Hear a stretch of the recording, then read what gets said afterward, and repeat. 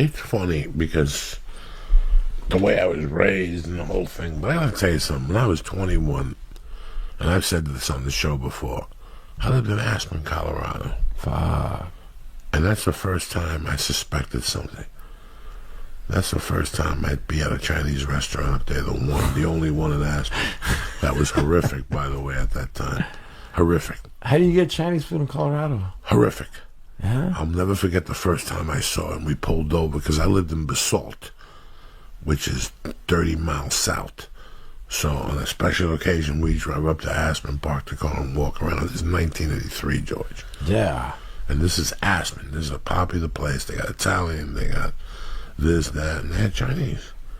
I forgot what the name was. We walked in there. Oh, God. We were from New York City. Yeah, that's what I was saying. Like, isn't that known for Chinese food, New York? Oh, yeah. And all of a sudden, I'm 19, 20, and I'm walking into this Chinese restaurant expecting New York City food. And I nearly fucking puked, guys. That was the first time my heart stopped. Yeah, Chinese food's a shit. Is that one of the places that you had under your control for a few months? No, I never went back there. I think I went once again one time. I gave it another shot like 18 months later, and it was still horrific. You got locked up in Denver, huh? Colorado over there? That's where you got locked up? This was Aspen, Georgia. What's the difference between it's like the richer area? Yeah, it's 4 hours away. Aspen at the time was where the Eagles lived.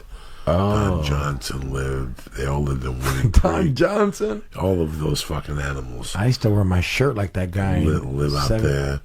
And it was very peaceful. The airport was the little planes only could land there from Denver. They had a lot of charter planes. But it was a very big drug town. There was a lot of drugs up there. Oh, yeah? I moved to Basalt. I'm 18, 19. You know, I'm clean for a month. I never even dared of asking. I was happy. Excuse me. I was happy to have it around me. For the first time, I was going to try to really go without it. Within 2 weeks, the people I was living with, the chick was talking about it. And my roommate started talking about it. I knew what they were on to. And I still played it cool. But then we broke up, and I had to move up to Snowmass Village. And 3 days after I got into Snowmass Village, somebody asked if I wanted Coke. And it was fucking tremendous. It was good, huh? Fucking off the rattles. So I started just buying a half a gram every Friday.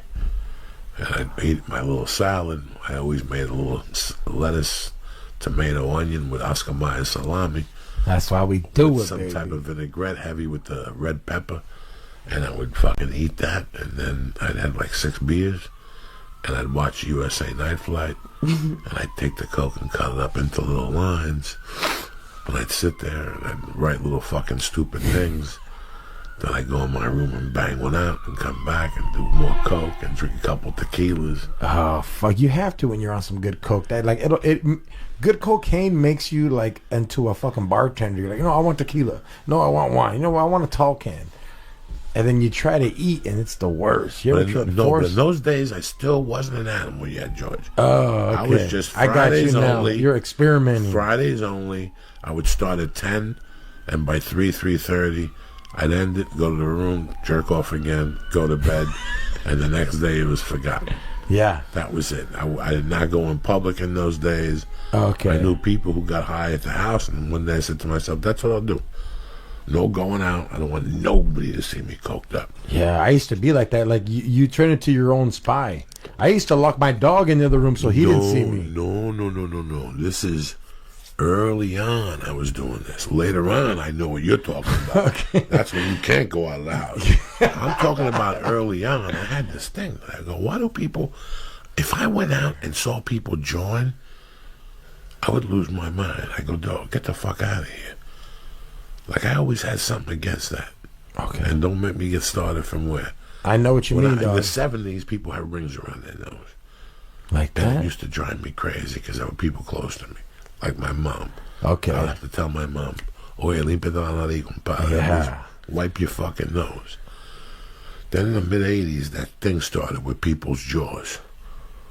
where people's jaw was. Is it because they cut it with different stuff? It was still powerful. Like your fucking head would get numb. In '82, the coke was completely different than what it became in '87. Cleaner? '82, yeah. I remember going to Miami, George, in '84. Fuck. Getting off a plane and doing some shit that your eyes would get red. Like the veins in your eyes would get all, like you ever go to Memphis, the brothers in Memphis, their eyes were all beady and shit. Black people in Memphis all look nervous. That's how your eyeballs get. You get red eyeballs and shit. Your head gets hot, but your dick would get hard. Yeah. You wouldn't get paranoid. You get real thirsty for alcohol. And you were... But it was stages. See, that's what people never understand. That the addiction has stages. I started in 79. And until 84... 83. I didn't get creepy. I know exactly what you're saying. Those first 4 years, it was a party. I could go to a bar, snort with George, hug him, go to work, drink another whiskey tonic. It was very social. Then I would bring it back to wherever I lived and get high and bang out and bring a girl back and snort coke and put her in a bikini with heels and get all crazy. You know, you get fucking crazy in those days. There was no condoms. There was nothing. You didn't give a fuck. I think there were condoms. No, not till 85, till Rock Hudson came out and talked about AIDS. Is that when the condom was invented? That's when, no, the condom was always around. When I was in the the condom has been around How was since Abe Lincoln. Because when I was in the 5th grade, that summer, I robbed a box of condoms. Me and a bunch of us from the back of a fucking, like a pharmacy in Union City, New Jersey. Oh, they didn't have them at liquor stores. You had to get them from a pharmacy. A pharmacy in those days. We were walking. You know those parking lots? We're kids, dog. Yeah. 5th grade, 4th grade, summer, you know, fucking walking. We just went to Carvel. We got ice cream. We're walking in a parking lot, and there's a truck. And the back is wide open, and next to it, there's stacks of boxes. And we sit... That's it. Hold on right there. And all of a sudden, bro, we saw that the guy would take one box at a time and go in. So we said, let's take a box each. And we all went over and took a box and just tore. We just ran, bro. Hell yeah. When we got to the light was green. We crossed Kennedy Boulevard down to fucking the Chinese store. In those days, we used to call it the Chink store. Yeah. Well, we get the Dragon Grocery, a.k.a. the Chink store. On Sundays, it was a bodega. The old man was cool as shit. The daughter was a fucking... The daughter was the first Lucy Liu. Oh. So it was 1979. Nobody was looking for Lucy Liu back nobody then, bro. gave a fuck. It was 1975. It had to be when we stole those condoms. Because nobody was even thinking of fucking. When we stole those condoms, the whole crew I hung out with, nobody was fucking. People were kind of talking about it. Somebody made out, somebody touched somebody's titty, but nobody was fucking. Out of all the boxes the 6 of us took, one guy got like cream for your hands. One guy got like fucking hairpins. Yeah. This is what I remember. I never forget the hairpins. And what the fuck am I going to do with these hairpins? And I got a box of condoms when they only came in one color. Oh, yeah. Black. No shit. And they were thick, and the outside was black. So I sold what I could for 50 cents. What do you sell a condom for? Yeah, they don't use in those days, if you had a condom in your wallet, you were the shit. Yeah, what was your sales pitch? Yeah. Like, how could you convince What them? happens if you bump into a fucking hot chick and you finger to death and all of a sudden you need a condom? At 11, you're saying this? Oh, yeah, we're just fucking with people. We're trying to just... we took him to the Chinese bodega. He bought like 3 boxes, but I don't want stolen stuff. I don't know, get that from la bodega, because he was Chinese-Cuban. So whatever he would say in Spanish, he'd say in Chinese first, you know what I'm saying? And translate it? And then say it in Spanish. Cool as shit. And we sold half of them, and then we just went to 38th Street Park and broke them out. So I'll never forget, I had that... Like, I didn't even use a wallet. Who made condoms back then? Was it Trojan or was it... Goodyear? Who made condoms? I don't fucking know. Like, I'm a Swami from Salami. I don't know that shit. Goodyear. You remember everything else. I wouldn't be surprised. Goodyear, fucking Amtrak. That was before the middleman. You took them before they put the package on them, probably. Crazy. Sunday night I was at the Comedy Store. I got into a conversation. It was really funny. It was funny at first, but then I went home and I thought about what had transpired and what it said, and I felt sad. I felt so sad. I called Dean Delray at 1 a.m. Really? And we talked for about an hour because it was a conversation about the movie The Joker. Okay. And it was Eddie Ift, a couple guys in the back. And Eddie Ift was saying how he didn't enjoy the film because it had some type of, it let the public know that it's okay to shoot people or something. And then Alonzo Bowden was sitting there, who, you know, guy was like, he fixed airplanes for a living. He worked for Boeing. And he made an interesting point when he was on stage. He goes, I enjoyed the movie, but it also let me know how that's every comic you know. That could happen to every comic you know because of the highs and the lows. And I went on stage and, you know, I got off and I talked to Whitney and I talked to this guy and you say hello to the bartender. You really forget. And as I was driving up Laurel Canyon, a fact came into my mind that not a lot of people know, but I'll tell you. From 1995 to 2000, I was pretty much homeless, guys. It was every day was a different story. It's where I ended up. When I left Boulder, June of 95, I'm sorry, I left with a car filled with stuff, the essentials, you know, and I packed up some stuff in storage, and I thought I was going to come back, but in my heart, I knew I wasn't coming back. There was no way to lie to nobody. You were going to Seattle. I was going to Seattle, but I was going to go do this comedy thing. I was going to go see what it was really about. I had a touch of the road already. I knew what the road was about. I had featured at a club already, but not really. It was like a C club. I was going to the Comedy Underground, you know, a well-known club, and I didn't know anybody or whatever. And I went up there and I lived with the stripper, you know, my dear friend. And, you know, my name wasn't on the lease. She'd throw me out every 2 months. I'd end up at Josh Wolf's house or somebody's house. And then we lived in a trailer. It was her trailer. And then I came down here and we broke up like in 97. And pretty much from 97 and a half to 2000, I was pretty much homeless. Like that would make somebody go, you know what, how much do I really love comedy? I don't think I would do it. It's time to get a job and really assess my life. And I just had no other choices. I had no other options. I had tried everything already. Did any part of you think about going back to selling drugs or? Oh, yeah. The plan was the failure and to go back to New Jersey and just sling until I died. Whatever that means. How far, like what did failure mean to you if being homeless wasn't there yet? Failure was spinning my wheels, which I felt deep down inside I wasn't. And actually my instincts were correct. Spinning my wheels. At least I was getting spots at the store. I would go to the store at 9:05 and take a shower some days. And I would go about my day, and then I'd go back in there about 7:15, 6:45, 6:30 before the bartenders got there, and I'd go in the main room and take another shower. And I'd be ready for the night, you know, and just thinking about all those things got me so depressed. I called Dean up because as of 2 or 3 years ago, you know, when Dean started on the podcast, Dean would go to New York and would be basically homeless. He would start every day at 12 and go to a coffee shop and write jokes and then hit all these open mics and hit some paid gigs to put some change in his pocket.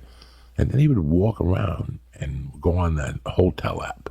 Oh, Hotel Tonight, yeah. Hotel Tonight. And he'd wait till 10 o'clock to get a room. And I got to be honest with you, and you guys know me, there was a lot of nights that I sat there going, should I just send him $300?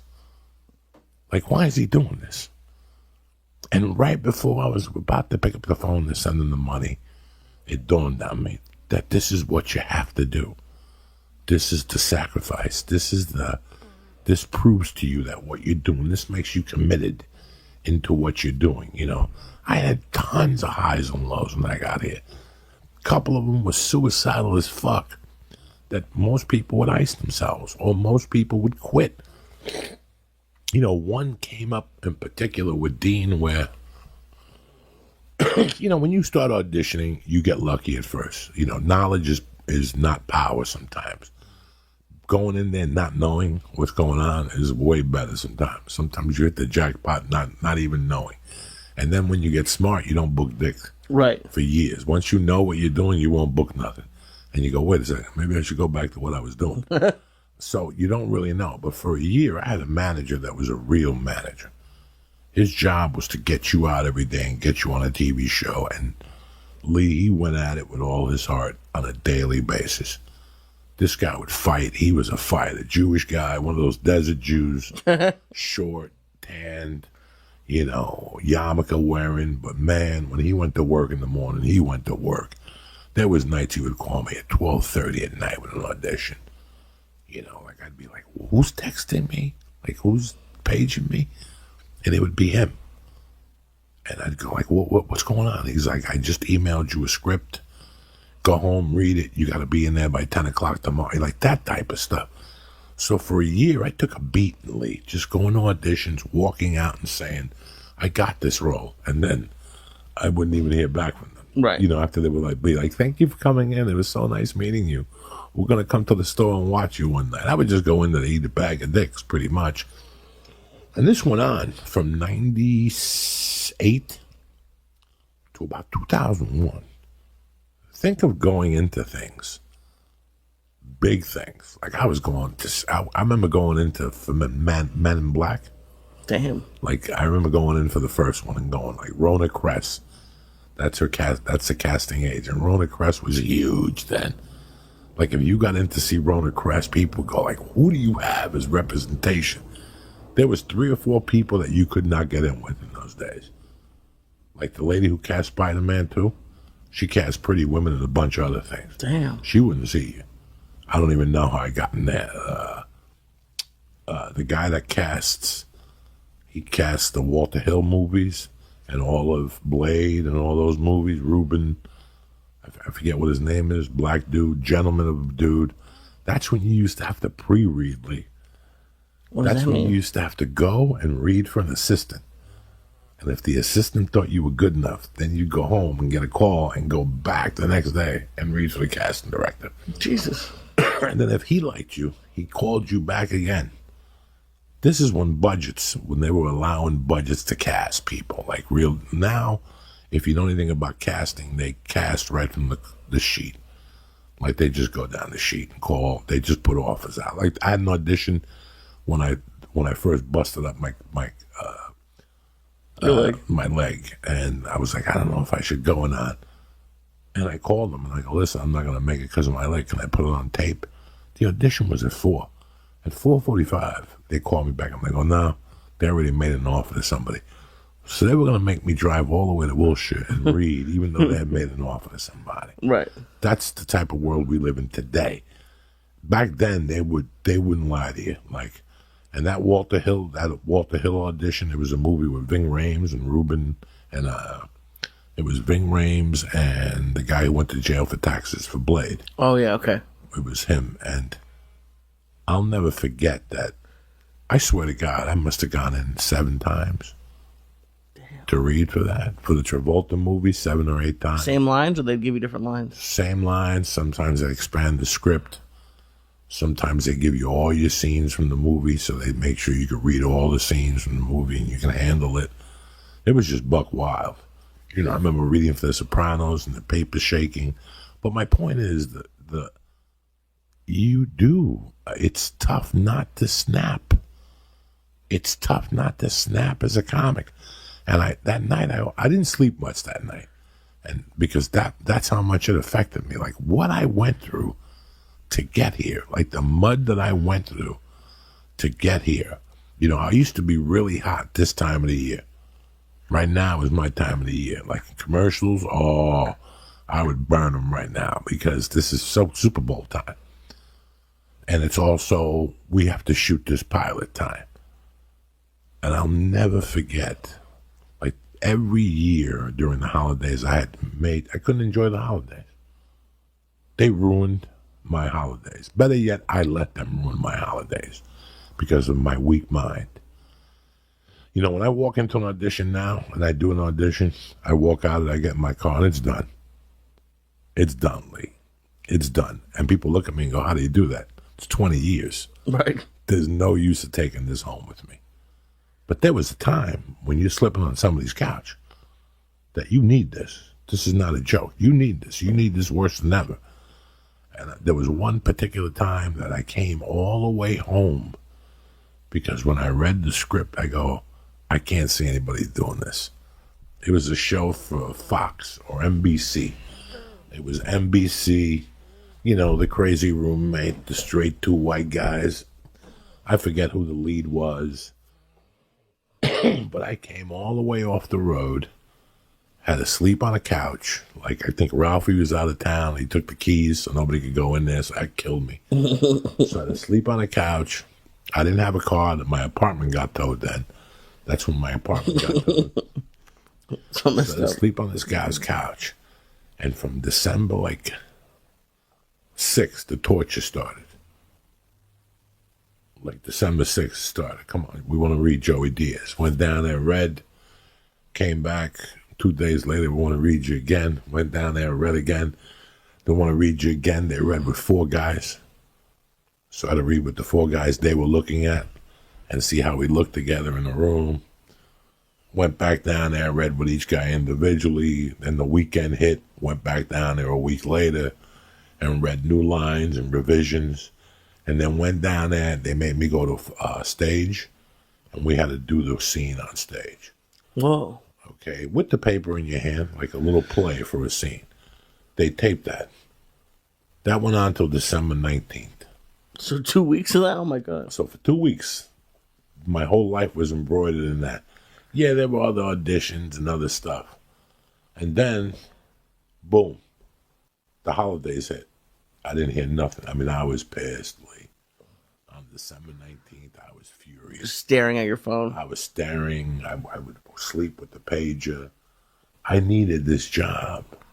This wasn't a job. I needed this. Whatever the pilot paid, $15,000, and then whatever the episodes were after that, I could care less what they were. This was in my world the end of my dilemma. Do you know what I'm saying? Right, yeah. I saw it as a means to an end. So when you see things as a means to an end, they hurt more. They hurt a lot more. And I'll never forget that I had to wait it out from the 19th to the 4th or 5th of January. And that first morning I called him and I go, man, tell me what's going on. He goes, this has been the worst holiday season because they called me on the 24th. And I go, what'd they tell you? And he goes, they went with a black guy. So 2 weeks of driving to Orange County. I got nothing against black guys. I got nothing against black people, but it takes your heart. It just rings it. It just rings it, you know. And you're getting 10 of those at a shot. Like, I still remember Steve Renazizi coming up to me, with tears in his eyes, and Bobby Lee, all those guys. We all went through a patch where you really start to test your sanity. You try to, not test it, but you start to question it. What am I doing? What am I doing? And then you go home, pick up the pieces, and there you are the next day. And, you hurt. When you hear you didn't get the role, you hurt. And then you know what the crazy thing is? That all that pain that you went through and all that anguish, the show gets made, it gets picked up. You curse it. You're cursing it the whole time. Fuck you, I hope you fail. And sure enough, there's 6 episodes and the show gets canceled. Right. And you feel so much better now. You're so I've learned over the years that the roles I didn't get, they didn't matter. Once, I had how I always fuck with you, Chicha Bastich? Right, yeah. Okay, that's my favorite nickname. I don't know Chicha what it was. There was 2 kids in my neighborhood. There was one, Bobby Pierce, and he hung around with Chicha Bastich. In 1982, 1981, 1982, 83. Chicha Bastich used to call me rubber because your face is like rubber, he used to say. You're rubber. He used to have a name for me. And they would get into arguments with one another. Fuck you. You don't know what you're talking about. A 79 Corvette is better than a 67. Right. They were two fucking knuckleheads. So I heard a story about them going to the city one night because Chicha Bastich always had some type of saying, always had something. And they're in the city, they go to get their dick sucked in an abandoned building. Both their pants are down. The chicks are about to suck their dick, and they both pull out pieces, and two gorillas come out from the back and they got pieces. Oh, my God. And they go, give us your money. And Chicha Bastich turns around and he goes, bah! Like, instead of like anything else, you could say like, fuck you or whatever. He goes, bah! I'm not giving you a dime. And they put the gun to his head, and they took his belt, his cash, his fucking shoes. He came back. Are you kidding? Yeah, man. Chicha Bastich. I never saw him again. He got him and his buddy Bobby Pierce got arrested for car stealing. You had to be careful in the 70s and 80s. Sure. While they're sucking your dick, they're taking the wallet out of your pocket. It was amazing. I mean, it was fucking amazing what they were doing over there, those chicks. They were just as good at giving you head as they were at robbing you. They were multi-talented girls. But we one time broke loose of a high school field trip. And we were seeing off-Broadway play in the 40s, and that's how we found the 1040 Club. The guys above us a year, they would tell us when they were seniors, we used to go, we had a blowjob and get laid. How old are you? I'm 56. I went to the 1040 Club when I was 17 years old. All right. And it was the most disgusting. That was at the end. I mean, it was never beautiful. No, that was the most disgusting. But that was the joint, but in 1980. Experience of my life. I mean, till this day, whenever I think of going in, like there's nights I come home at 10 from doing a spot, and I'm like, you know what? Here's a tenner, my wife's sleeping. Let me go to the strip club. And every time that memory flashes into my head, because that was the first time I learned, number one, never go in a car with somebody. Yeah, meet me over there. No, I'll drive myself. Yeah. Because your friends are pigs. Who knows what the fuck the person's doing? My friend's name was Pedro Obregon. He was a Cuban guy. And when he found out, I don't know, I hung out with these Cuban kids. There was a handful of them, him and the Ali brothers. Juan Ali and Alberto Ali. Juan was the brains of the operation, like Chicha Bastich. And Alberto was just a moron. And he would agree to everything Juan was saying. When they were 12, in the 6th grade, on the weekends, they would go into the city. 12. To get their dick sucked at different hooker houses. Wow. And tell us the story on Monday. And the brother would be like, yeah. They suck your dick. And the brother was half retarded. And they worked at their father's shop during the week. And on Saturday, they told their dads they were going to a comic book store. Fucking great. And they would take buses into the city. Yeah. You know, I don't know how they found out. They would go to one hooker house. Yeah. And they would tell you where another one is. And you find out. Yeah, you find out. We found out from the kids above us. But then the first time we went, we left the school play. You know, we used to mow lawns for fucking money. $5 at a time. And we had enough. We popped lockers in gym one period. And we ended up coming out of like $60 from kids' wallets. So we knew we got money for 1040. Broke loose of a play. It was a play with Harry Chapin, an off-Broadway play. And we fucking go to 1040. We thought $10 would get us some. No, that gets you the room, and then the girl gives you the fucking menu of what costs what. We all went back in the fucking hallway at the same time. We were out of money. We had like $10 a piece. We couldn't get shit but the room. One girl took pity on my buddy, the most mature guy, and he fucked her. But then we told that story to the grade underneath us. But we used to get head in the fucking buggies from the Plaza Hotel. They'd park them in the 40s and the 10th Avenue.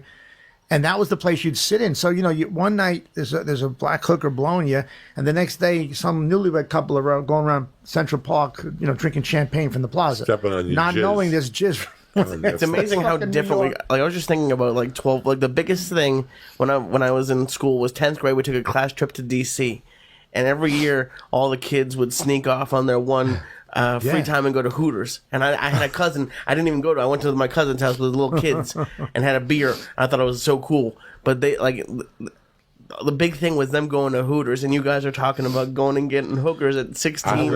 My mother was dead maybe a year.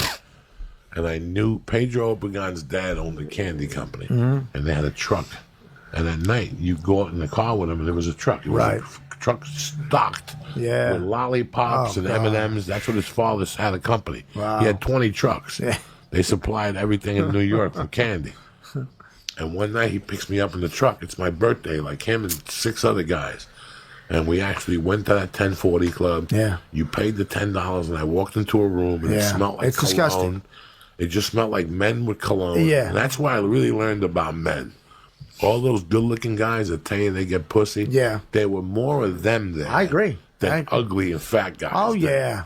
There were more good-looking guys in there that looked like Theo Von dressed up with cologne than ugly, fat, nerdy guys. Yeah. And women would come out like 7 at a time, and you would have to grab them, and then you would negotiate for more dough. And I'll never forget, I took in the back, $10, she'll fuck me straight. Yeah. She put the before they put the condom on you, they wash your dick with a bucket. Oh, but my day like was, a spit bucket it was a that bucket. Rocky used. Yeah, it was a bucket. The metal they bucket wash from it. under the bed. Yep. What is that going to do? I don't know, Lee, with a sponge that was used on 1,000 They just dicks. want it. Yeah, exactly. It's dick water. It's all It's dick water. and Warm they dick wash your balls. Unbelievable. Then they put a condom on you. Then they wouldn't put it on with their mouth. And the girl got on top of me, and she looked great on paper with the suit. But when she took her legs off, she had been stabbed. She had been shot with a gun. They got fucking cesarean section scars. It was fucking disgusting. And she was on top of me, trying to fuck me. And all I could think about is like, is this what my life is turning into? Like, I always thought it was going to be roses and poetry and flowers, this and that. And she said to me, for an extra $10, I could hear the rubber hitting her mouth. Oh, no. And she goes, for an extra $10, I'll let you eat me. You kidding me? me? I threw her off me. I took the condom off me. There was a little sink, like a prison sink. I went over and took the bar of soap, and I washed my dick and my balls. She's like, are you okay? I'm like, no, I'm not okay. And I ran out of there, and I left my friends there. I took a bus back home, and I never talked to that kid again. It could be traumatic. It was horrible. Like scene, we had the first transvestite. Like all these people talk about trannies and stuff. We were running with the first transgender in 1995. Rita O. I got her picture in my phone. Did I show it to you? Her head. Look at the size of her head. She was a real tranny. She had. Okay, I was there when she called. The White House. And she called the what? The White House. I want to talk to the president because the bar in, what was that town where Carol stripped? Ballard. Oh yeah. Ballard. We were in Ballard one night, and we were up on. I was hosting or something, or she was up there. And she was doing jokes, and then she said "f," and the guy came up and took the mic from her and said, "No, you cannot say "f" here. This is family." And we go, no, give her back the mic. She'll be clean. And she went right back to fucking suck. So he goes, everybody out, get out. So she had like a bag of Coke and a bunch of pills. We went over to her house and we're snorting Coke and shit. And she's like, I don't understand why they don't let me say f. And I'm like, I don't know, Rita. Cut another line. And she's like, I don't get it. And I'm like, listen, if you got a problem, call the president. And she goes, I guess I will. And she picked up the phone and started calling, can I get the White House, please? And I'm like, Rita. And she's like, I want to talk to the president. They won't let me do dirty jokes. Hello? And they hung up on her. And she called back. And when she called back, I'm like, I'm going to start taking this Coke and some of these pills. Someone's coming. Because they're coming. They'll come within a minute. Coming. They'll come. Someone's coming. And sure enough, as I jumped in the car, the cops are coming down the block. I can't believe you're leaving me. Yeah, because the cops are on their way, and you got $10,000 worth of pills here. Okay. You, in the many years that we've known each other, you haven't gotten me quite as good. But when Rita O died, and I asked you, how did she die? You had me believing that because her head was so big. Yeah, she fell off the speaker. Yeah, That's what really happened. Because her head. Her head was so big because she was a small Japanese. Yeah. She was a small Japanese man, and then she became a woman and put a wig on. So the head stayed big, but her body lost all the weight. So she had this head that she would fall once a month and have to go to the hospital and an ankle and all that shit. She really fell off the speaker? And she was dancing at that bar, the gay bar in Capitol Hill. Yeah. And she fell off the speaker and she banged her head. She went to a coma and she died. Yeah, Bro, but she came to LA one time and she started getting snippy with me. I owed her $500 and I wasn't going to pay her, right? And I owed her $500 from Headshots or something. And she's like, I want my money. And she started yelling at me in my house because she was with Carol. And I was making tomato soup. You ever hear about that story? You did tell me this And story. I threw the tomato soup on both of them. I just said, shut the up. There was tomato soup everywhere. The walls, the table, the fucking carpet. You did owe her the money? Huh? And you did owe her the money? Did what? You owed her the money? I owed her $500. And she's like, when am I getting my money? I said, soon. When I get the check. And she's like, I want it today. I go, you can't get it today. I'm not getting paid till they send me the fucking check. And she kept harping on me. And then Carol's like, you should pay her. I go, Carol, you're my girlfriend. Do I have any fucking, how do you want to pay me? I go, why don't you fucking pay her? Yeah, she's got that. And I'll pay you. And she's like, no, okay, then you. You got to wait for my check. And they kept haunting me. And I was making tomato soup. Here it is, tomato prison soup. Not even like good soup. It's Campbell's canned shit. And I'm like, you want to bust my balls about $500? I'm eating soup. And they're like, well, you're not going to get bread. What? And I just threw the fucking soup at everybody. Let me ask you. That is the most fun I had in a long time, Lee. But that's where my mind is. The place in Tempe had 3 stories. But on the second story, they had a smoking lounge that faced the inside of the hotel. Okay. So you walk into the hotel, people, and right there you check in. But then, to get to your room, you have to walk away from that area and walk across this tremendous palazzo, pool, restaurant, and business. When people get together for businesses conferences, Right. and they're unbelievable. These bungalows, Lee. These bungalows have a fucking kitchen, Lee, like the size of my living room, with a refrigerator against the wall. You ask for it. Coconut water with pineapple on it. The red fucking juice, Lee, they got everything. Nice. So here's these people having conferences about real estate, and there's another hut with people having conferences, and there's 100 people down by the pool because it's Tempe, Arizona, and there's fucking 30 people eating in the restaurant. And I go up on the second floor, and I go into the corner, and I take a cigarette, and I light it. Now, there's another guy on the other sauna. He's smoking a cigarette. He puts his cigarette out, and he walks in. I take my fucking joint out, Lee, and I spark that motherfucker. And meanwhile, the whole time, I'm smoking the cigarette like this with my left hand, but I got the joint in my right hand, Lee. And with nobody watching, I make believe like somebody's calling me. And when I go to get the cell phone, I take 2 hits off the joint. And the fucking air is catching this. And you can see that the people in both conferences are looking around. And I'm right in front of them, Lee, smoking the fucking cigarette. And they cannot figure out who the fuck is doing this. Lee, I was doing it for 3 days. I tormented people at this hotel in Arizona. The last time, I'll never forget the 3rd day, people were running in the fucking lot trying to figure out who it was, and there I am on the balcony right in front of them. They have like statutes for that hotel now because of that event and whatever year. To deal with smokers. Like they have a whole new part of a rule book they have to teach people. Let me tell you something, Lee. I never saw Gentiles in such a state of panic. They were fucking running around, Lee, the 3rd day. The bellman, the fucking security. Go to the roof. Go to the 2nd floor. Were you moving around the hotel just to mess with them? Yeah. No, I'm on the balcony watching them smoking reefer while they're looking everywhere but at me. Because I'm right in front of them, Lee. What, did they think you were smoking a cigarette or something? They thought I wasn't even smoking cigarettes. I just knew that if the only reason I could go on this balcony was to smoke a cigarette. And they keep looking at me, and they're looking at the cigarette, and they're going, it's not him. But what they're not seeing is that I keep taking my phone out going, hello, hold on 1 second. And I'm taking 2 hits off the joint, blowing it. And then what I would do is leave the roach by the fucking plant. There was planters out there, and I would leave the roach by the plant. Do you think it got sent for DNA? They're like, No, we'll catch up. no. They're like, we knew it. But Lee, that was f***ing I love doing that type of shit. The roach bandit. 2,500 in there. I put $2,000 in there. and she would get the book. In those days, they gave you a book, and they'd tell you. So it stayed at $2,000. I was pretty good.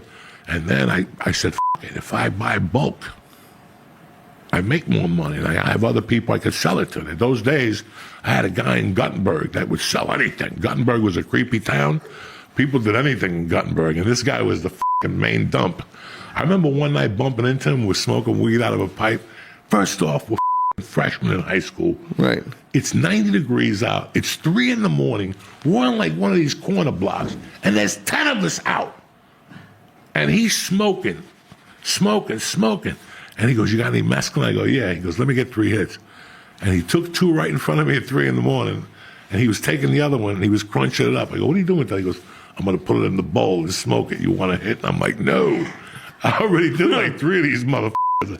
I still got to walk through the cemetery. And we used to put ourselves to the test, too. We weren't these little guys that went to a rave. If you're going to go deep with Uncle Joey, we're going to go deep. We're going to take you to the projects and park and go behind the fence and walk behind that little cemetery for a little hike. On mescaline. Oh, yeah. Woo! When you see, like, devil worshippers and shit. And this sounds like fun to you? Yeah, when you're tripping. What is it like on mescaline? Is it just acid? It's acid. It's acid without the roller skates. That explains a lot. That we did, I was about 17, and we did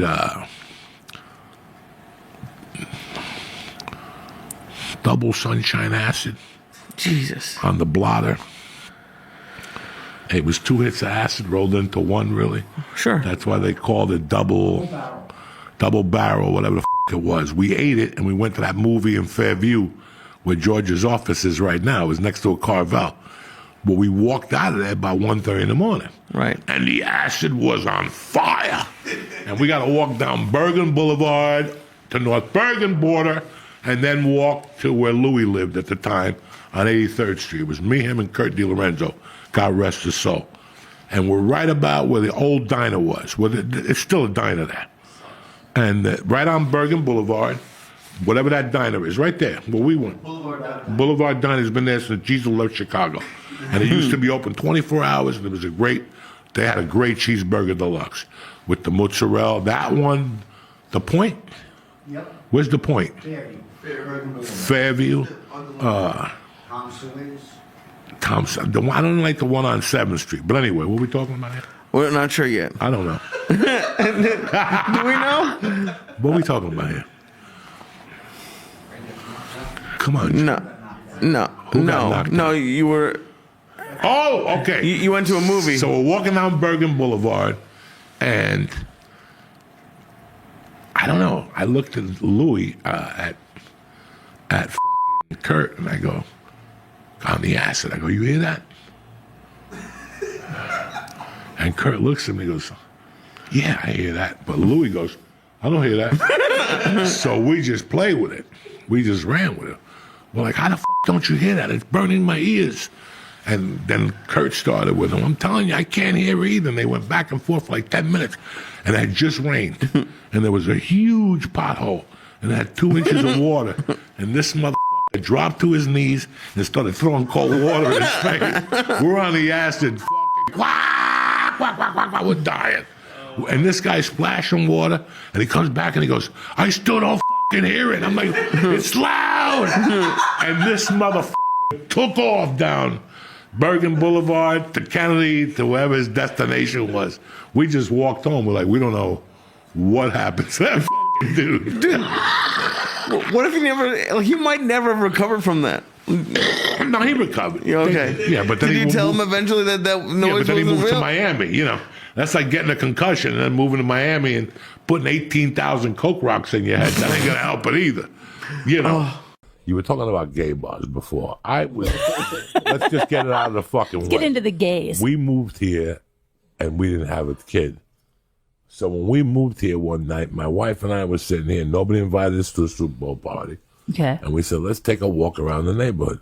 We walked around the neighborhood. We walked into this fucking bar, and we're sitting there, and the game turns on, and they got people bringing food.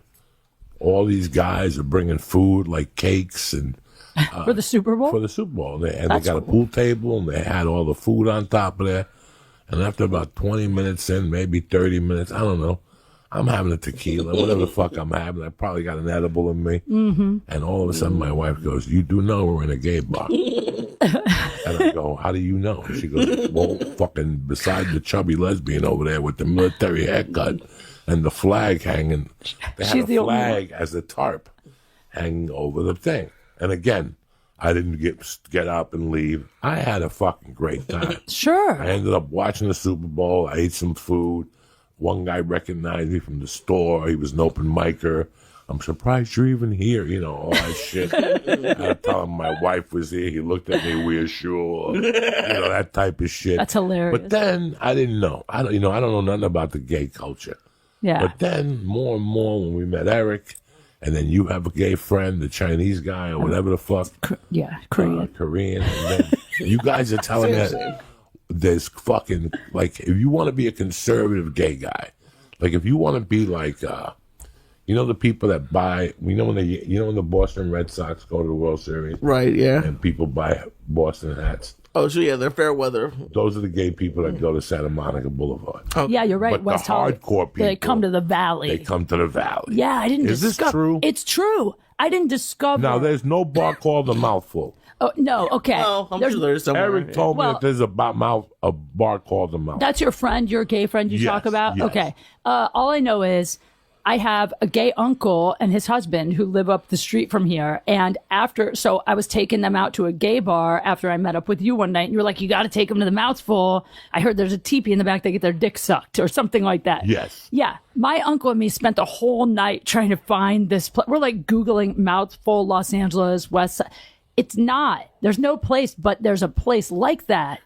I think the Mouthful is like not the real name of the place. They keep switching them out there. So They switch all right, names because the gay bar that I went to, here in the Valley. Has a flag. so now, Which one did you go to? I went to the one around the corner on Burbank Boulevard. The Bullet one. That's the one. No. No, he went is to that I one went to the called? one right over There's here. one before the Bullet, which has a flag outside. That's the Nah. one where I got robbed. There's one on Burbank Boulevard yeah. after Vineland and all that shit. Yep. I dropped Eric off. It's That's the bigger. Bullet. That's the Bullet. Oh, okay? wait. That's the Bullet. That's the one with 3 rooms. Now, let me tell you what happened. Okay. Right. Let me tell you what happened. That used to be a Mexican restaurant. Across the street, there's a big yellow one, right? But Yeah. no, that Oh, fucking that one place, itself? Okay. the Bullet, used to be like a Mexican Oh, yeah? Argentinian restaurant.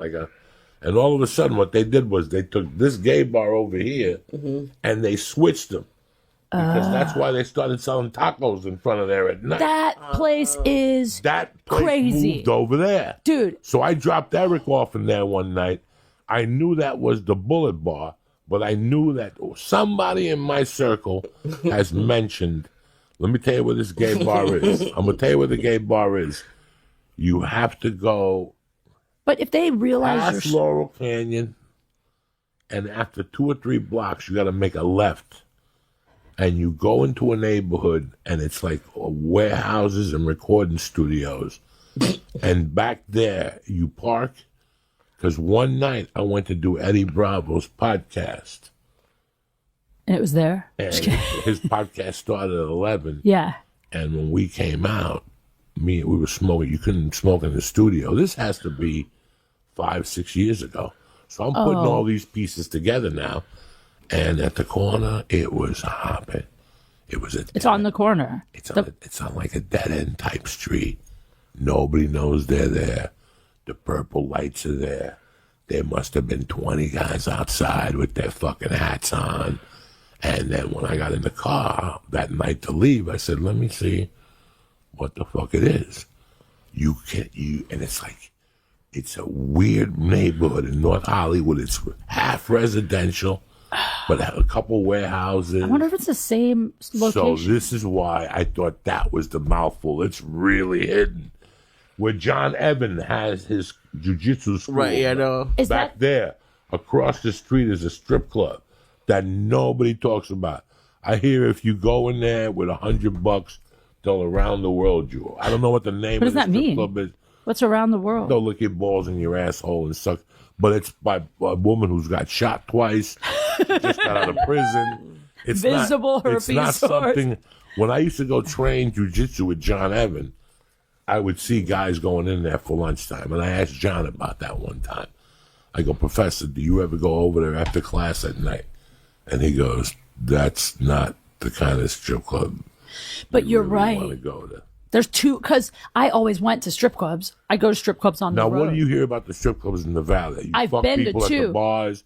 Lee said he went to one where there was videos. Yeah, that's the one I thought you were talking about. Yeah, The gay bar. that's the gay bar. With Eric. There's two in the Valley that I've been to that are both. You got to understand, like, for the people listening, like, most of us go to gay bars where, like, straight girls go because guys don't flirt with you, but the gay guys love you and everything's happy and bubbly and rainbows. These are like if like the seediest gay dudes, like a gay mob, ran a club. That's how you have to even go down the one you're talking about with the videos. Yeah. You have to go down a little side alley thing to walk in, and then there's 3 rooms. If they think you're straight, or if you're they didn't even they wouldn't let me in the back room. The back room is like the sex, like everybody's fucking. I think that's your TP thing. I think you might have gone to his side one, because the one that we're talking about, the Bullet, you just go right on Burbank, and they let me right in. Did they charge you a cover? No, but it was an off night after. I've only went once. Wait, but is this the one with the video screens and the porn playing everywhere? Yeah. That's the same one I went That's to. the one on Burbank by the Chinese. By our old office, sort of. They probably didn't Okay. let you in the back. Somebody's got to tell you about the back. It's Oh like, no, I went to the back with the tent. I didn't go in the tent. you went all the way back there? Yeah. They totally gave you a gay pass. They would not even let me in. My buddy took me on a tour. I was with 2 gay dudes, and a guy was very, like, you never think at a gay bar a guy's going to step to you and be mean. Because, you know, that happens at straight bars. I love it. I had the best experience. Everyone was so nice to me there. He took me around. It was raining, so I don't think anyone was in the tent that night. But I was so. I didn't get to see the tent. It looks like one of those homeless tents under the bridges. It's like it's barely standing I up. can't imagine what it smells like in that tent. Men's feet, men's ass, and like dead sperm on the floor. Because the jizz just comes out of their mouth. I don't. Do you want me to show you? Because I you have pictures? I don't want you not to show the tent, me. but I know you hate Yelp, but they have the best Yelp. Really? All right, let's read the Yelp review. Because they have. This is what goes on, and guys like me don't know this shit exists. So when I found out about all these stories, and then my gay neighbor and his stories, I was like, there's a secret foundation. Dude. There's like a secret island of that goes on in the Valley. My gay bestie, he'll do like, you know, some people how they'll like party for a week and then take 2-3 weeks and not do anything at all. And then they'll do like a bender. He does that with fucking dudes. And it's the funniest. I mean, we were on the road together at 2 PM. He's like, hey, do you mind if I go up the street? This guy on Grindr, he wants to hook up. I'll be back in like an hour. I'm like, you just found a stranger to go fuck, like an appointment? He's like, yeah, but I'll be back. Then he comes back. Then later, he's like, I have a date. I'm like, when? He's like, in an hour. He went on 2 fuck dates before the show and another one after the show. Is this it? This is my favorite Yelp in the entire world. I can't tell if this is the one. Wait, this is in Santa Clarita. No, this is in Burbank. Oh my God! Just knowing that Lee Look at went the on mask. Yelp Oh my for God. a gay Lee. bar. Why were you on let Yelp? Did you know review what it? I deal with. Did you review This this is bar? not- I looked it up because look at this stuff. They had a photo. Leather dog. Oh, this is awesome though. Dude. I love this. I love all this shit. I grew up in that. New York was eccentric for this shit. No, They this were not, and they is were doing awesome. this. They were doing this when you weren't allowed to be gay in New York. When I was a kid, like you couldn't tell people you could be gay in New York. This is And fun. underground bars, and that's where we'd go. I would go to one in Guttenberg, New Jersey, to get coke, and they would fucking be doing disgusting stuff in there. Who's that guy? I know that guy. Sorry. Bears, whatever. Oh my God! Who's that? I know him. No, let's read the Who is that? Let's see. I haven't checked the reviews. I was immediately The fuck is- contacted by Madeline. Wait, let's read some of the reviews. Yeah. Just visited for the. Hold on. Just say yes to everything. That's the best. The staff bartenders. Oh my God! How is there a Yelp review for gay bars, ladies and gentlemen? I am learning something. Just say yes to everything. The staff, the bartenders, even the patrons, all great, all smiles, all loving and downright needed is the part of town. I can only hope this hole in the wall stays. That's a gay guy's review. As it is. My review might be generous with the use of adjectives, but I'd take the bullet over the WeHo joint hands down to no hesitation. Come on by and see the Valley vibes are all about. I wanted to go, but as soon as I walked on the Saturday night, the place reeked of cigarette smoke. How is that legal? You're getting fucked in the ass. What do you give a fuck? Keep scrolling. I've been prolonged hiatus. Because, can you go a little down more? You know I'm blind. The other way. Dive bar. You're going away. Go up more. Up. The other way. Are you high? From the top. There you go. I've been on a prolonged Yelp hiatus because I found this. So this thing's strategy horrendous. Mob-like even. And their user base consists of goons threatening to use the platform. Whatever the fuck. Are these people being paid? I want to see the menu, Brenda, not your Fashion Nova outfit. Notwithstanding, I simply adore this place. Make no mistake about it. This place is a dive. Someone ralphed inside a while back ago and it smelled like throw up for a solid. The bathroom floor is constantly covered in an inch of putrid Bud Light and prep-scented urine. You can live out your brisket fantasies and get caramel crush smoked in the cement-covered patio.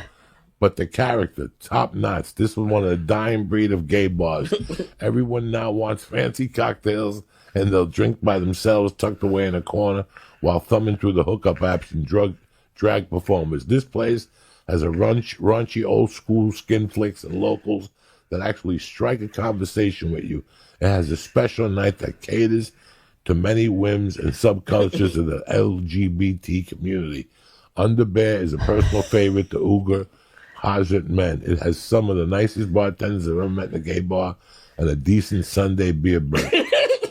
While you may be hard-pressed of Sauvignon beverage, you had a Chi-Chi bar. This place is legit, and there's always parking around the neighborhood. That's the dive bar. Welcome all the cheap drinks. Awesome place to just have a drink and chill. Who wear some nice, have special events, and there's a cover. Also, adult movies play on the screen. I love it. This one of the few gay bars in the valley, but probably the best. The staff is beyond friendly and will greet you with a smile and stiff paw. And this neighborhood bar, great events, bear nights with soul music Sundays, drag bingo, movie nights, even PJ underwear events. It's a great scene without the WeHo attitude.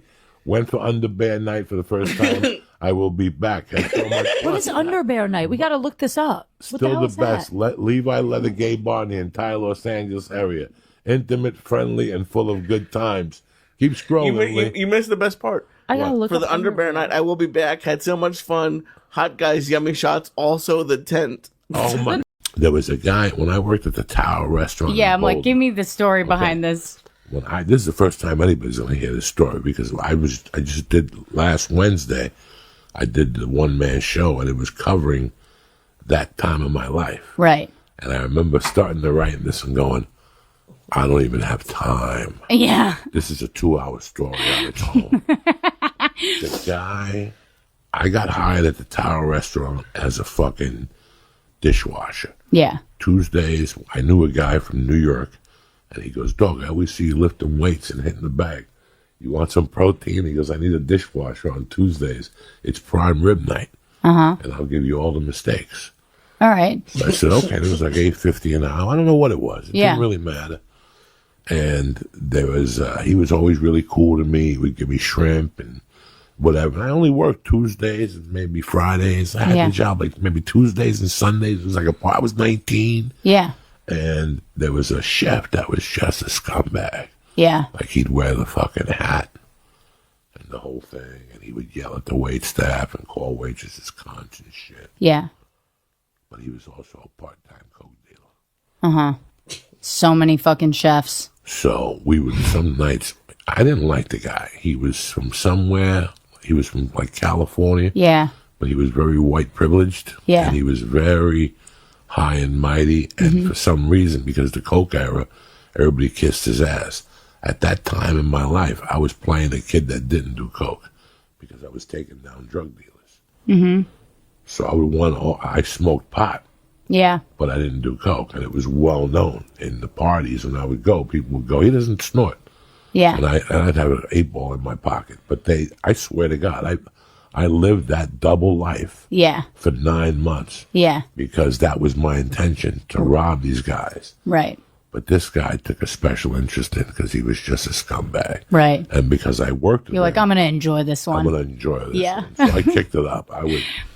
I started working like Tuesdays, Thursdays, and Saturdays. Yeah. Just so I could watch him more and hear his schedule. Yeah. I would just destroy Casing him. Then I would just destroy him. This was way before the Ring or anybody ever thought about putting cameras. Yeah. I fucking got a tool and I busted into his house. And I wouldn't steal all the coke. I would take some of it just to cause a rift between Yeah. him and his roommate. Yeah. You know what I'm saying? So Just enough to see Boy, in him the long walk time. into Oh, my work a God. little fucking ruffled. Yeah, just Yeah. enough. And then my God. this went on for 4 months Yeah. because he was a skier. If you're a coke dealer, you can't ski. You got to be watching your staff. I don't know. Especially with Uncle Joey's in the neighborhood. So they laid me off from the electrician company for the holidays, so I collected unemployment. But the building needed a snow shoveler in Snowmass Village. Paid $15 an hour cash. 3 or 4 hours of snow shoveling, I'd go home. I told his name was Joe Coffey. I gotta go. Where you going? I gotta go. That's it. I would just do it to case out the drug dealers to see what time the drug dealers would leave because they all lived in the same complex. Yeah. From like D to H. Right. And but this guy was a special case.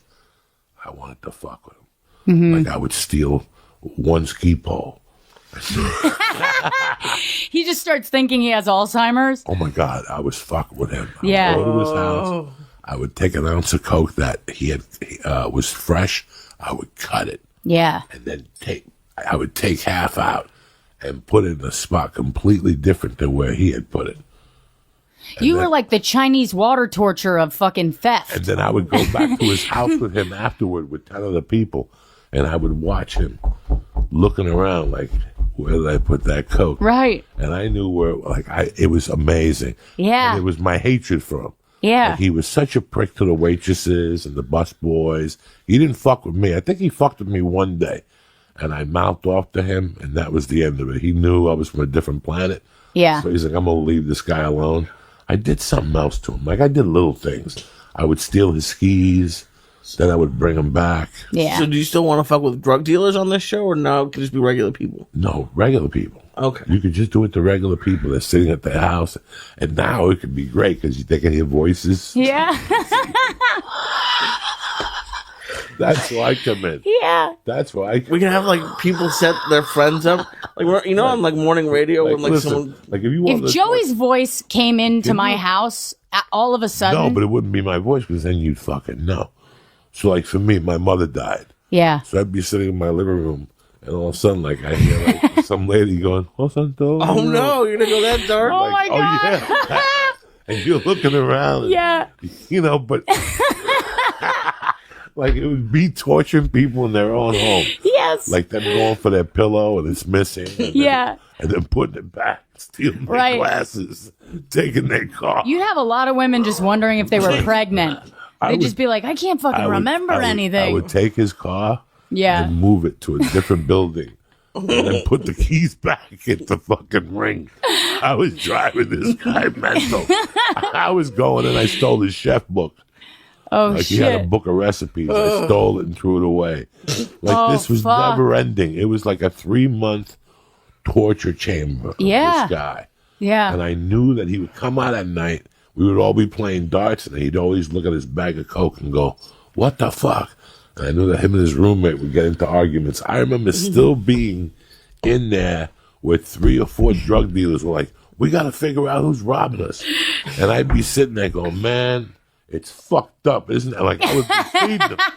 I'm surprised you didn't move in with him. And Like, there was one kid, I can't remember what his name was. He was a nice kid. I kind of liked him. He was from Mankato, Minnesota. He was really from Minneapolis. He was a good-looking kid, but nobody liked him. He was a part-time coke fiend. Yeah. So one day, somebody actually said, "We think it's him." And I was like, "It could be." Oh Like, my I even God. threw him under the bus. Holy shit. I was such a dirty dog up there. Fuck. It was, but Fuck. that's the show I want to do. If I ever get back, if they would let me torture one person, but it would be like torture that you've never seen. Yeah. before. You'd have to get like the background info for why they deserve it. You know? No, like, I got 3 people in mind already that I would just Oh, you should get. No, but set up not live, your own enemies. you know. This is like the opposite of Queer Eye. This is like somebody reaches out to you, one of their loved ones is like, "Hey, my husband's a piece of shit," or like, my wife's being a real cunt. She's My wife is cheating on me. yeah, she's cheating, whatever, like anything. And then you get that, and they bring Joey in to fuck with them and change their fucking lives. You know, like if you're cheating on your wife, I'll go to the hotel room and knock on the door and run away. Yeah. Or leave a note on the door. I'm watching you. Yes. You know, shit like that. Yeah. Like the funniest thing I ever did was about 6 months ago. Fucking Rogan was at war with, what's his name? The guy 6 months ago? Yeah, about 6 months ago, a year ago, Alex Jones was talking shit about Joe Rogan. Oh. So I took like a fortune cookie piece of paper Yeah. and I wrote, "I'm watching," and I put it in Joe Rogan's windshield wiper at the store. Like I'm one of those dudes. That's fucking great. So I'll play with your paranoia. Yeah. Like I'll play with That's fucking dark. Could you I do it love if they it. knew that it was coming? Like, I'm trying to think how we get around this legally. Because you're gonna send people to therapy. I was like, what if it's like like one of those TV court shows, Right. and like they could agree, like you could owe them 10 grand, No, or no. Joey's gonna torture you for a Right. month. My job is to put you either to make you go to the police and tell them somebody's following you. Yeah. To make you go to an insane asylum. Yeah. Or tell them that you're hearing voices. Yeah. Like that's the main thing. Like, That's beautiful. I keep hearing Chinese music.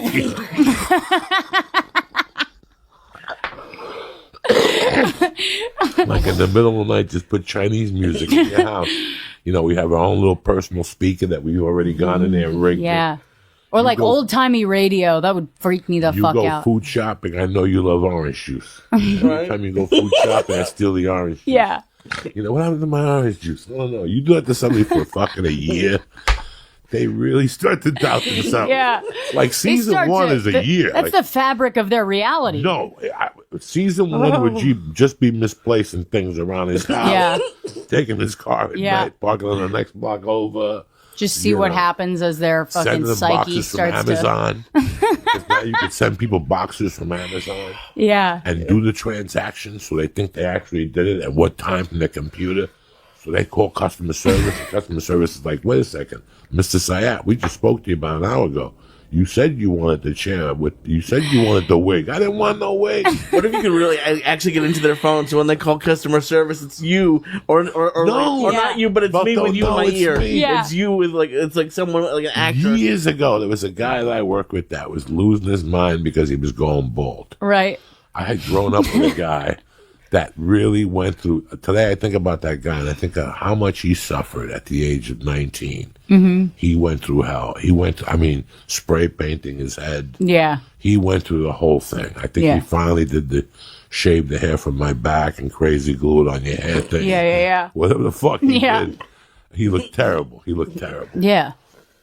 But in 87, 89, when I got released from prison, I got a job selling Mitsubishis with the whitest, most uptight dude you ever met in your life. Mm-hmm. Like, you could tell this guy had never fucked a woman from behind, like Right. doggy style. He always fucked military position. Right. He looked straight, you know what I'm saying? Yeah. He didn't talk during sex. You're like, "You like Right. it, babe?"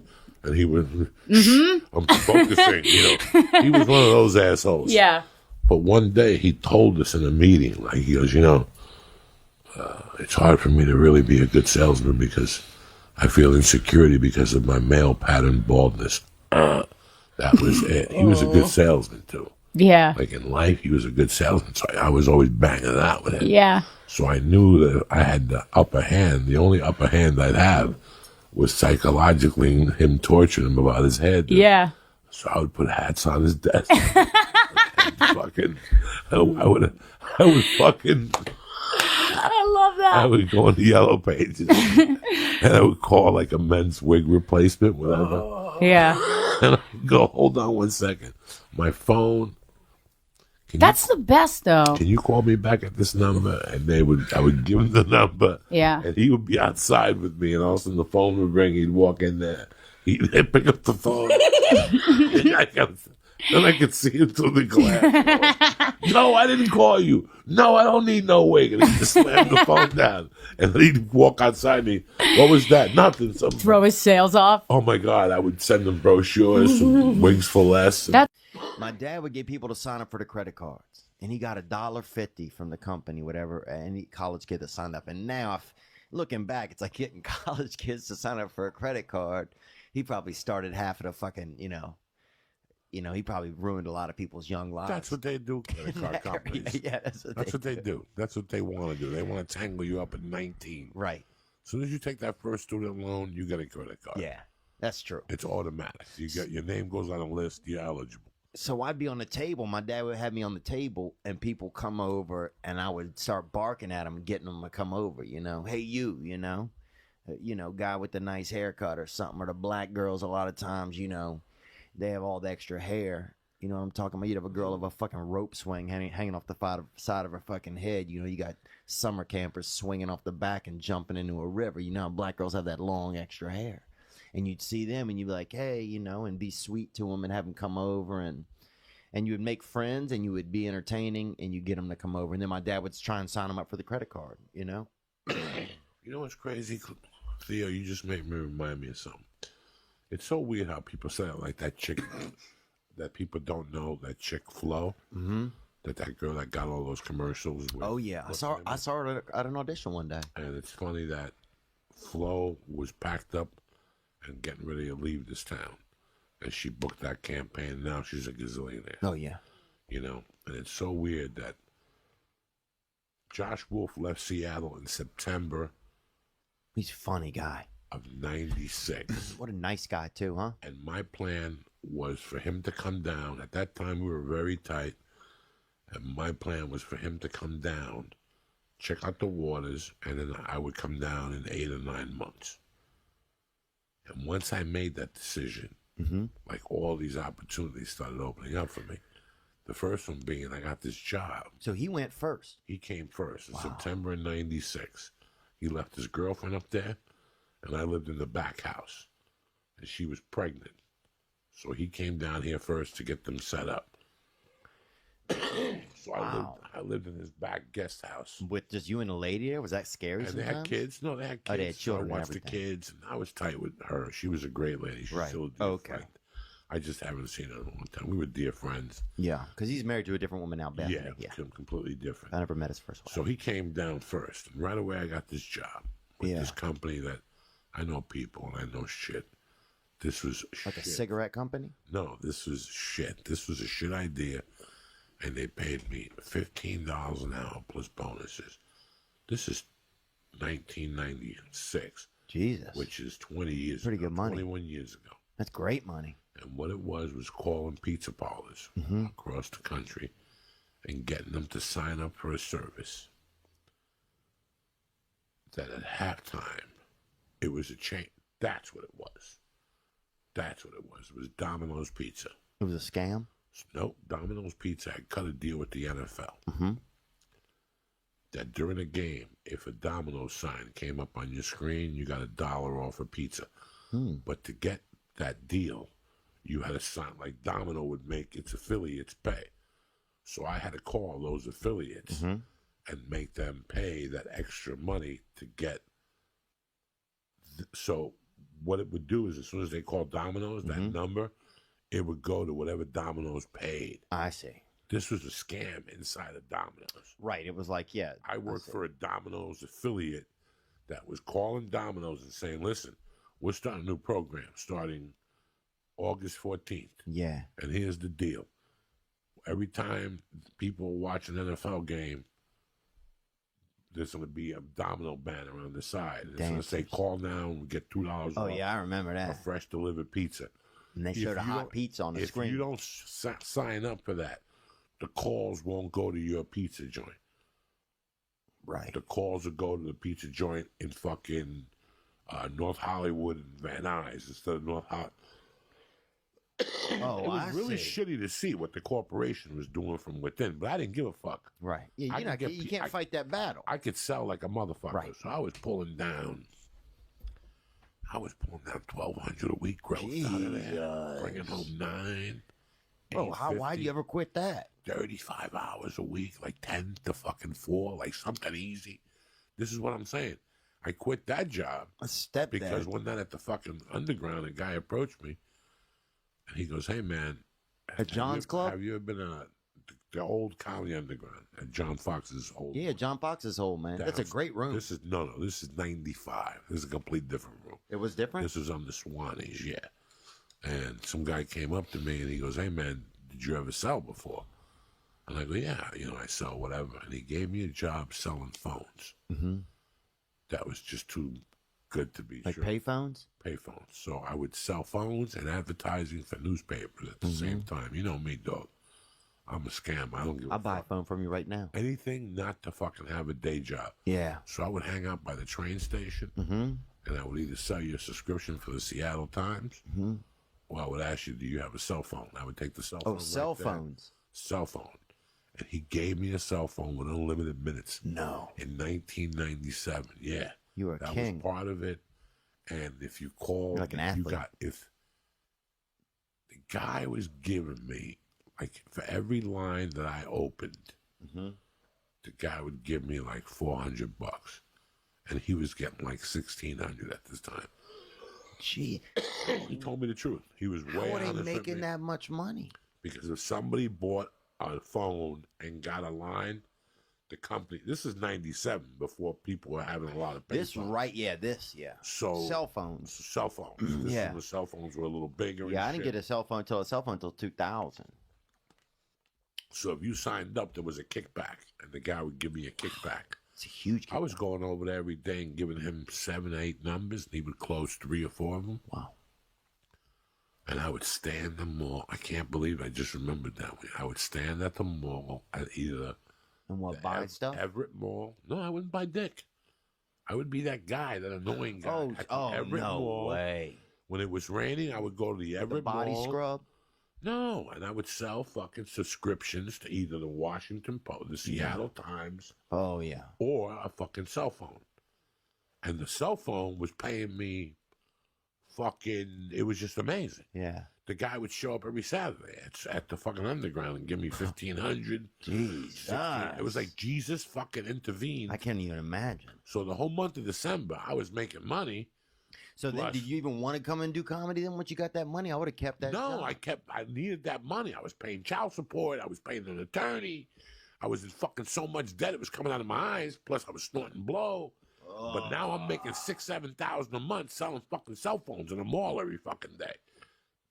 And now Doug Stanhope comes for New Year's, and I open up for him, and he talks me into moving to L.A. Really? So my point is that it's really weird how places trick you. Right when you say to the universe, "I'm going to leave," you get the best job in the fucking world. yeah. When I lived in Seattle, I was pulling down $1,600 a week just selling cell phones. Never mind fucking blow, subscriptions to the Seattle Times. If I had nothing to do, I just go Yeah, to the you had all train your station. pussy lined up, all your No, I food. lived with a stripper. I lived with a girl that Jesus. paid money, and I split the rent with her. We lived in a fucking we lived We in all a, fucking or not? No. She stripped and she was Christian, so I slept in different beds like fucking the Dick Van Dyke Show. Oh. We lived in a fucking RV. We lived in an RV at a place where you back your RV up. Yeah. They connect it. Oh, you yeah. get cable TV. You had a shower in your RV, or they had an athletic center. This place was tremendous. It was- Jesus Christ. oh my God! And it was there for 20 years. It was like a lodge. KOA or something? It was like it was Yeah. a little bigger. It had a bigger name, a better reputation. Yeah. Bro, they had restaurants. KOA was crazy, You bro. walk in, they had 3 or 4 restaurants in there, like real restaurants. They had a gym, a pool, showers. What was it? A movie theater in Kent, Washington, where fucking you know who was living in Kent, Washington at the time? Henry Hill. No way. Henry Hill was living probably. I was going to that's guess where he got Jeffrey Dahmer. Wasn't he from there? Kent, no, he's from Milwaukee, Wisconsin. Fucking, I'm thinking I'm living of in Kent, Washington, at a fucking RV park. Yeah. With the stripper and an RV and a dog. What a lucky guy. And Midway Mobile Villas? I know the fuck. A mobile mansion? This guy trying to sell you the neighborhood over here. But let me tell you something. Unbelievable. We would wake up in the morning, walk into the building, we'd brush our teeth. I'd give her a stab and we'd walk into the building. Wow. We'd eat 2 eggs, sunny side up eggs, like nothing at the diner. Jesus. They had a diner in there. Then we'd go back to the thing, watch TV for a while. I'd write comedy. And then we'd both go into the gym. I would swim. Yeah, I would swim. Love that. Because that's how you had to take a shower. You took a shower because you had to work out. Place, yeah. In those days, I was homeless. So for me to take a shower, I'd have to work out. Oh, yeah. So I'd work out twice a day. I was tip-top fucking Magoo. Ooh, I love that. When I moved to LA, I was in great shape. It's what happened to me. I fell apart. Once I got here, I stopped doing everything. But dude, so now and I'm thinking about this while you're telling me that. So I'm like, that when you say, so when you start to tell the world, or you tell like the powers in the world that you're gonna move, the universe. When you tell the universe that you're gonna move, that's when the universe like starts to give you things to keep you there. They throw curveballs at you. Right. They throw curveballs at you. So then you got to be somebody that that's kind of, is that the difference between some people and other people? You think that you're willing to just say, okay, look, these are great things, but I'm going to still move away from this and take my chance? Because some people would just stay. Do you think like there's something inherent in certain types of people that are then like, okay, I'm going to put this on the line and still move? There are people that will come to me and say to me, Joey, I'm a comic. I'm putting away money and moving to LA in 2 years. Mm-hmm. That guy's dead. That guy's dead. Yeah. That's never going to happen. You got to build it somewhere else. No. Is that what you're saying? When you have the urge to make a move, you have to make a move. Oh, I see what you're saying. The people who procrastinate that move will give you a reason why. Yeah. They're looking for something to fall in their lap so they don't have to move. Oh, I see. And they're going to give themselves a 2-year span. So they give themselves a 2-year span, and what happens? You meet some fat chick, you knock her up. Yeah. Now your dream is quashed because you got married, so you gave yourself an out. Yeah. Sometimes in life, we give ourselves our own out. Yeah. But sometimes the universe gives you an out, and you have to take advantage of it. The universe will give you signals. Yeah. What's the matter, Lee? Nothing's the matter. You're already going through changes? I started the sweat starting. Oh my god. It's What do you mean the sweat starting? It's just I'll be drenched. I don't know what it is. I don't know. Does it make you sweat too? I don't know. What are you talking about, Lee? The sugar cubes make you sweat. The sugar? It's not what's in it's not the sugar cubes, Lee. And it's not the sugar cubes? cubes? It's what's in the motherfucking sugar cubes that makes you sweat. Oh shit. Look at your fingers. Are they getting all wavy? Not yet. The fingers aren't getting wavy, but everything else I'm going to do you a favor. My daughter, she made this for me, and I'm going to wear it, all right? I just want you to look at that every now and then, okay? It's going to be a safe place for you, all right, Lee? Thank you. All right, if you need to look at anything, look at that. Focus on the yellow. Focus on the yellow, okay? Just find me the yellow. I feel like saying, didn't you try to kill yourself over a different black guy? Yeah. Fucking 10 years ago? And now you're another fucking black guy? Yeah. When you want to hang yourself again? When you want to pull a Bourdain? I go, get the fuck. I just walked out of there and I told him the next day. You want to do blow and get there? Or you want to do jumping jacks? You want to eat ass? That's your fucking decision. Whatever the fuck you want to do. Lee, you're going to sit there and just like a moke till what's going on with you? What? Everybody's conversing here. Yeah, you're talking. And you're fucking sitting there like a mook on a fucking string. What's going on? I never did coke. I don't know. Oh my god. I have no idea what we're talking about. This fucking dude. Oh, Jesus Christ.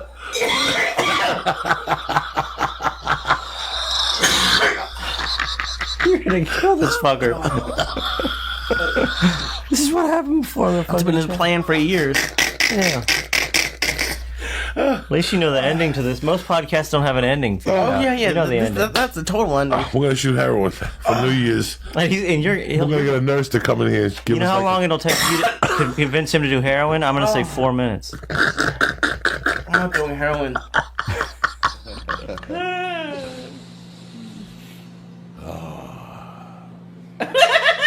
What the fuck are you giggling about? Let's don't gotta deal with this fucking bird of happiness. Let's see, I gotta deal with people. Oh my Jesus God. Christ! I In can't fact, what's imagine what going? your stomach doing. Where's that star you were talking about, Lee? You know, open up that You bag did? and sit on it like fucking Johnny Little Banana. bag right here. I know more stars. Let's eat some Right more stars, here. Lee. Where's that star you were talking about, Lee? We don't even know what these are. These could be red, just like a. They're purples. Are they? Ooh. Oh, come to me, and the world will be ours. He's Them saying motherfuckers he's doing stuck all to this. the gills. But he Look. had like 3 stars. There in you full go. suit. Me, we're going for broccoli. One more. There you go. Look, Lee. Look at Lee, her. Oh, Lee. they so pretty Lee. too. It's over. Gotta do it. Poor Lee. Oh, looking beautiful, I man. took Lee too deep. Lee, Like do a- another star to balance you out. Yeah, you gotta fucking Help even balance out, out your bro. pH. You need some fucking a little bit of horchata, bro. We need to fucking hit up the Mexican milkmaid, bro. Get her to spray in your mouth a little, fucking Lee. Get you back. You got a baby bird you a little. Get you back on the branch. Get you back on the branch, Lee dude. is fucked up. For you people who are not watching this Dude, live. I remember one time we But for you to drag your kid down the dark cave, what's up, yeah, Lee? that's fucked up. What's going on, buddy? You all right over there? You all right over there? You want to go outside and get some air? Oh, okay. Tell me the truth. You want to go outside and get some air? Damn, dude. Let me do some Yeah. fucking. Let me do some fucking call and shout outs here, and we'll wrap this motherfucker. Yeah, there we go. up. I think that's the idea. He's feeling fucked up. No, don't start. Let him get electrocuted. It's all right. We need somebody to get electrocuted on the show. I got electrocuted when I was younger, man. Actually, you know who saved me, bro? I think it's a brother saved me, man. Look at Lee, bro. Open your eyes, bro. I can't. Damn, dude. What the fuck? Lee, you're already fucked up. You gave me 800 before that. Like, no Oh, we're in one's training. talking I about told this. you. When you go down to Damn, fuck, when Lee. you join the Marines, they don't send you to Miami. You know, with a fucking seagull. No, they send you to fucking Paris Island debt. What Marines are they putting Lee in? My own private Marines. yeah, I This is the love church that. of what's happening now, dog. I love it, We bro. got our own Marines. They Look. come in all shapes and sizes. Amen. Well, enlist me, Lee's got a man. use in the Marines. When you know. No, I don't. Chilling in the pub underneath, probably in the fucking basement. yelling, Jesus Christ. Stud. Stud. Yeah, look at these guys. Fucking dude. Yeah. Ian. Sick. Lee, put the earphones on. I gotta hear this.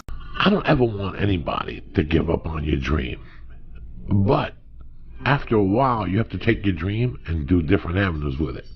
It's still that same dream, but you're doing different avenues with it. But at the same time, I don't want you to give up like I never gave up. I never gave up. I'm not going to lie to nobody. Mentally, I never gave up. Sometimes on the outer core, in 2009, I didn't know what direction I was taking this before podcast. And I never really gave up. I just readjusted everything.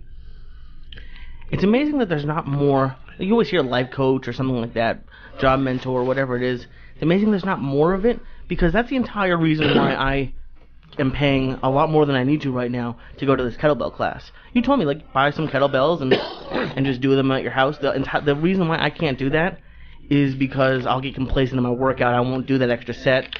So it's amazing. Knowing the situation before you go into it, Lee, Mm-hmm. that's all I ever want people to know. You know why? Because I went into so many situations that I know dick about.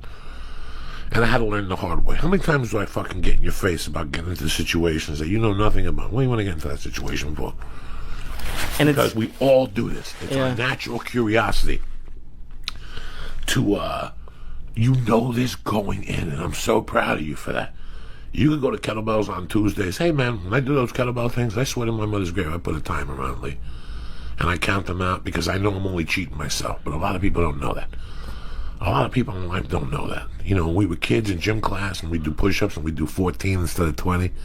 And we look when the coach turned away. You only cheat I was yourself. the king of that. I was the king. King of that. Oh my god! I would never King of do that. any like hard work. No. Why would we? I'm not even putting the blame on you. Why would we? If they're not looking, why am I doing this? This is what character's all about. But then when I would say that, my mom especially would be like, "The coach is always like the coach even if they're not looking, they're like if they're a good coach, they're looking and they'll see that. They know. Like that's when they know by when your you work slack off ethic. at work, They know. your boss knows that you're So on. at an early age, you're starting those bad habits, which we all do. You don't think I did it? You don't think I did 9 sprints instead of 13? You don't think I just sat there and touched the line when he turned around? I'm fucking lying to you. Yes, I fucking did it. Of course, everyone. Yeah. But then, and you keep doing it. It's how long you keep doing it, Lee. You could do it till you're 50, like I almost did. Or one day you could stop when you're 26, like you actually did. I've done it with. I appreciate the compliment. I've done it with some things, and it's like you can't do them with everything. But you eventually, can. the percentage gets higher. Okay, that's all you have to keep working for. As you get older, the percentage get higher. For 9 months, I walked around in a bad mood because of that fucking book. Thank God Gordon came into my life and eased it out. And I got to think about what I really wanted to write. And I read a bunch of stuff. And I said, this I don't like. There's books I read 10 pages and I just throw away. Like, I know in the 10 pages. Like, it's not going to get better than this because I don't like this style of writing. There's so many things. And then I started doing it, and that was the frustration. Once I started doing 1, 2, 3, 4, 5, 6 sentences a day, an outline, my life changed. Because I'm working towards a goal. And I never understood that at a young age. Boy, did it fucking kill me, Lee. Boy, did it destroy me. But then again, I wouldn't be here with you. These are the things you learn along your life that I wish most people who listen to this, there's a lot of people that your father yells at you and says you're going to be a bum, and your mom says shit to you and you don't listen to them. Right. That was me with a mom. That was me. That's a kid with a safety net. He would get up at 7:30 and stay in bed till 8:30 smoking cigarettes. I never saw that in my life. He would sit in bed for an hour and listen to Howard Stern. Howard Stern is great, but he ain't putting a dime in your fucking pocket, and you ain't getting nothing from it. And you're 20-something.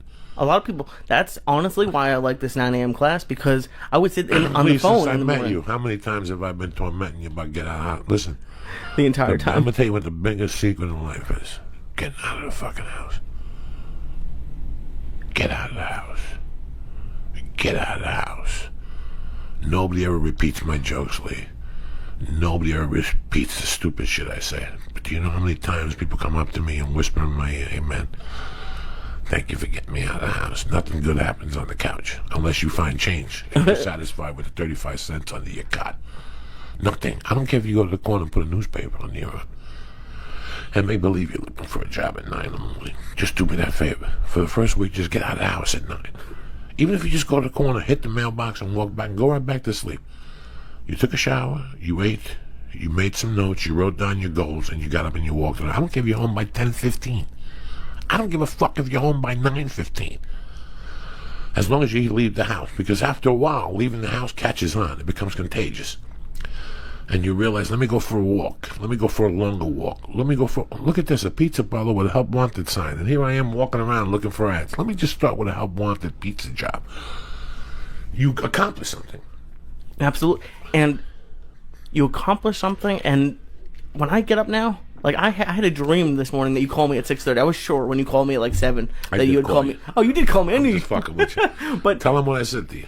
I couldn't remember. That's why. That's the one thing when you call me at 6. Something about fucking Jews are telling you to wake up. Oh, I yeah. just hung up on you.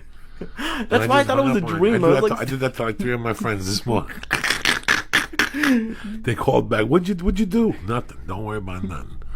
That's why. Like sometimes when you call me at like 6 in the morning, I'll have to like I'll pay attention to the call, but then as soon as you get off the phone, I'm like, I have no idea what he said. No, everybody does. I always say, you sleep, and you go, no, I was just here thinking, right? Doing emails. I know when somebody's asleep. Not at 6, at I've 7. woken up 10 million people in my life on purpose. Do you understand me? Why on purpose? Because I got to get them up. You got to get up, cocksucker. You got to get up. But I'm up. It's late for me on the weekends to sleep till 9. 9 o'clock. That's late. There's no reason. And you got to get her up, and you got to accustom people around you to get up. And they'll get up. And they'll see it your way. Because I never saw it. If I got one thing out of Denora, if I got one thing out of my mother, it was getting up early to say hello to the sun. That stupid saying has stayed in my head since I was 4. She used to throw me out of the house. She used to say, oh, barache, but patio. that means get to the fucking backyard. We had no backyard. Which meant you had to go and walk around. Get the fuck out. Yeah. Get the fuck out of the house. When I'd be in the bar playing those stupid pinball games, she'd walk over and take the quarters off and go, that's it, enough. Go. Out. Go walk. Go get hit by a fucking car. Do something, but you can't stay here all afternoon in this darkness. When you first... It's different because your mom passed away. But when you were away from that, did you ever like to stay home? Like, cause my mom was like that. No. And I rebelled later and stayed I in. understood where she was coming from. Oh, I didn't. Once it got down and dirty in my life, is when I found out how important those things are. When they got down and dirty. You know how many comics I call here and they're not doing nothing? I want you to take a fucking piece of paper and a pencil and write down Monday, Tuesday, Wednesday, Thursday, Friday, Saturday, Sunday. And you pick out the open mics. Pick out 2, 3, 4. Pick out how many numbers there are and which ones are the more important ones. And you'll know which ones are time consuming, which one you could zip in and out of. I just want you to get off the couch every night and do a spot. If you're a plumber, I want you to get up every night and do a kitchen. If you're a painter, go paint a room. All these things add up. You know, I used to, at night, when I quit high school, loser Joey Diaz, thief, burglar, piece of shit.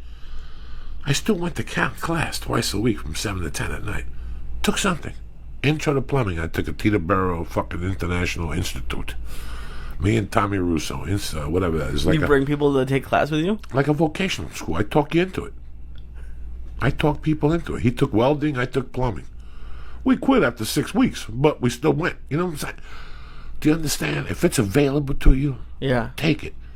I just got something in the mail a month ago from, I signed up over here for kids thing at this park, North Hollywood Park. Here. Oh, like a if camp? you walk behind there, they have a bunch of things, and I got something for vocational. People who are this age with this type of income, you get a free vocation talk to you. So what? You got to go apply for a job. Or so what? You got to sweep. Somebody's trying to teach you something. Go learn it.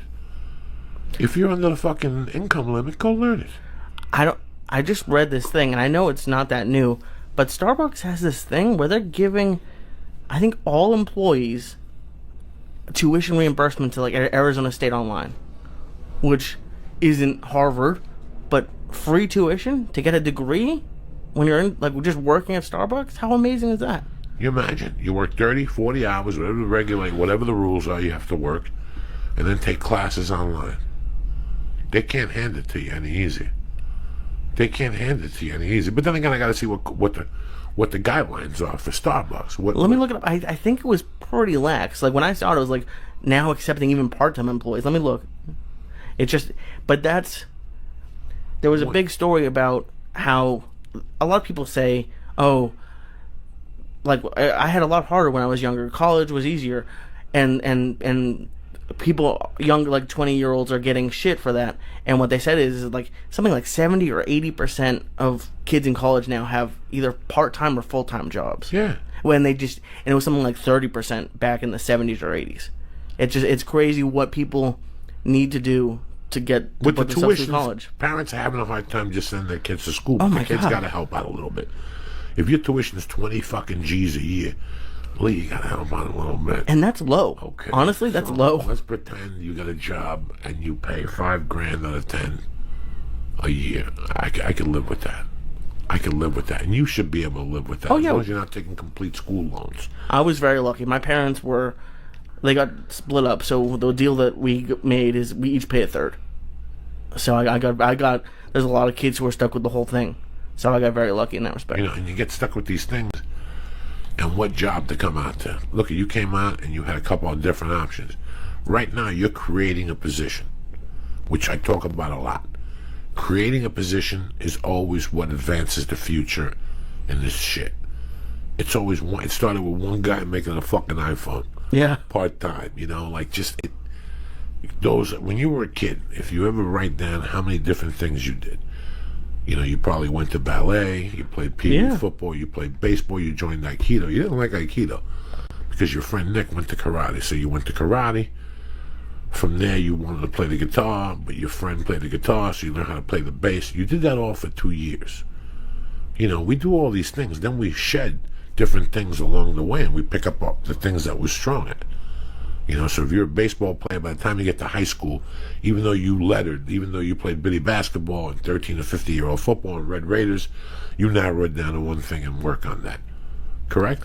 That seems like that's how my life went. My mom I always wanted to stay home all summer and just like watch TV, and I was never allowed to do that. It used to piss me off. She would sign me up for stuff, and in high school, I remember I got signed up. I hated it when I was there, but looking back, it was probably I signed up for the only 2 video classes at this vocational high school in the town next to me, at a summer camp for kids. Like, and that's honestly, that was the summer before high school. Wow, that's great. I never thought about this. That's the summer before high school, and then starting freshman year, I took every video class they ever gave, and yeah, wow, that fucking summer camp. The more I learned how to speak English, the less television I watched. So by the time I was 9 or 10, my television skills were very limited. I couldn't wait to get out and talk English. I couldn't wait. Oh, okay. Okay, I couldn't wait to get out and see a new word. You know, at that time I was putting words together in my head. I mean, by the 2nd grade, I had learned pretty good English. I was getting good grades. I was taking aptitude tests and passing them. But I couldn't wait. It was different for me because I couldn't wait to go outside and speak English. I couldn't wait for those things. You know, TV really wasn't. I think in the 1st and 2nd grade, before I got after I got hit and had a little lunchbox, before I went to karate was the only time I would stay at home. I would go home, eat like a sandwich, and do a little homework, and then I would get walked to karate 3 or 4 days a week on the Upper West Side. So I was always one of those guys that I watched TV, but it didn't dominate me. Oh, I loved it. Then as I got older, you know, then there came a time when I got settled, and I watched The Honeymooners, but that was at night. That was after 10:30. I never really got myself into. Then I watched Sanford and Son Fridays at 8 and 9. That was a certain time period for me, and I watched Chico and the Man. But that wasn't going to happen every night of my life. I would watch Welcome Back, Kotter, or there was a movie on a thing on the other night, the White Shadow. It was a show on CBS about a white coach with a black basketball team. So I definitely watched that because I was into basketball. And I wanted to go to college, so I wanted to see what the lifestyle was like. Was it you just not liking TV, or was it like a rule from your mom? I think it was a combination of 3 things. Even at an early age, I liked television, but I didn't like the control. What do you mean? I didn't like the control it had over me. I didn't like that there was times I would sit in front of that TV for 3 hours. Oh, easy. That's why I hated Star Trek, and I'd turn it off at 6 o'clock and I'd go do something else. Like, I just hated it. The more I did it, I hated it. And even today, I come home, I'm doing a couple things. If my wife is in the living room working, she's got the TV on, listening to CNN or whatever. And sometimes I'll sit down, but the most I could sit down in the daytime is maybe 15 minutes. But I know I would break them because how I had to fuck with them would be so intense. And no. This isn't about bringing them down. This is about you being at work and me breaking into your house with somebody and putting a bug in your wall that just goes, ha! That's it. And it starts at 8 and it stops at 1, but not loud, very subtle. So you think there's somebody laughing outside your window and shit like this. You do that to somebody every night. And then you figure out a way for them to invite you over. And go, come here for a second. Do you hear that? And you're like, nothing. No.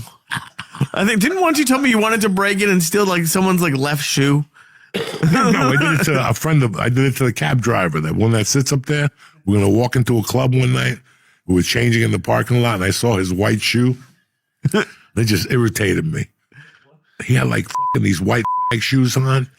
A friend of ours that we had Quaaludes, the whole thing, like 4 North Bergen guys were kids. And I remember I told him when he went inside, I go, dog, don't bring those shoes. And he came back like, I do what I want. Okay. When we got to the location, he was fucking around. I saw both shoes in the trunk. I took one and threw it in the garbage and just put it. And he's like, where's my shoe? I can't even go in the club. I don't want to. You have to wait out here now, okay?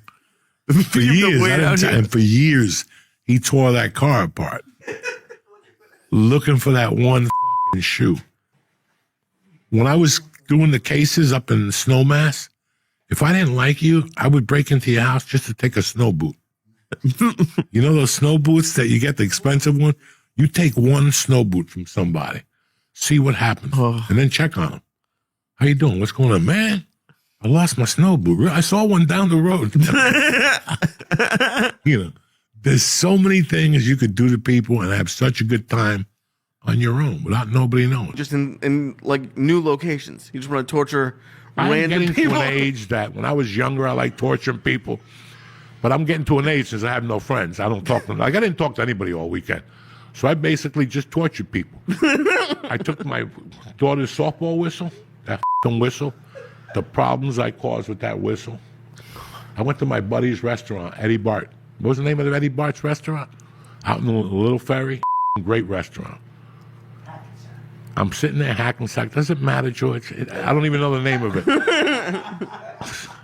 So I'm sitting there with Eddie Bart, and I'm blowing this whistle.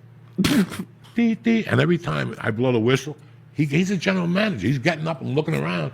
For 2 hours, they thought the fire alarm was going off. Oh, my And every gosh. time they would settle, I'd do another beep, beep, and they get up and they run the fucking restaurant. He didn't know until I did the podcast a week later, and he listened to it. And I talked about the whistle. That you So, were, oh so my Saturday night, I went out with a couple to dinner, a young couple. I met her 5 years ago. She's the first person I met in Marlboro. Then she introduced me to her boyfriend. I'm tighter with the boyfriend now than I am with her because he has a health food store. So I see him a lot more. So they invited me out Saturday night. And at first I was like, I don't know. And I met him. I had the last 2 edibles. I had two 500 milligram edibles. And I had some Enigma mushrooms, and I ate half the bag, but I haven't been eating mushrooms, so they kind of give you that euphoric for about a half hour. So I was eating in this restaurant. I ordered the Italian fried rice. They got Italian fried rice. And I'm eating the fried rice, and I'm f***ing tripping. I'm getting high on the edibles, and the guy gave me a steak knife by mistake. So I'm just sitting there every 5 minutes. I would just pick up the steak knife and go, ha! And I just... The people next to me were going crazy every time I said ha. And then I broke the whistle out by myself. And I just started doing the beep, beep. And everybody's looking around. I'm like, and I'm calling the waiter over going, what's that whistle? Let me find out what it is. He's running the restaurant. That's what I giggle upon. That's God. That's what I like doing. Dude, people I ever met, ever, besides my godfather that ever spoke to me about sex. And then I had this Puerto Rican dude on my block, Puerto Rican Nelson. He lived in the back. He was a bartender in the city. He used to always ask me, and he wasn't a freak or nothing. I always thought that at one point he would molest me. Yeah. And even till today, I think deep sometimes. Did Puerto Rican Nelson ever molest me? Because he used to always have a robe on and slippers and shit.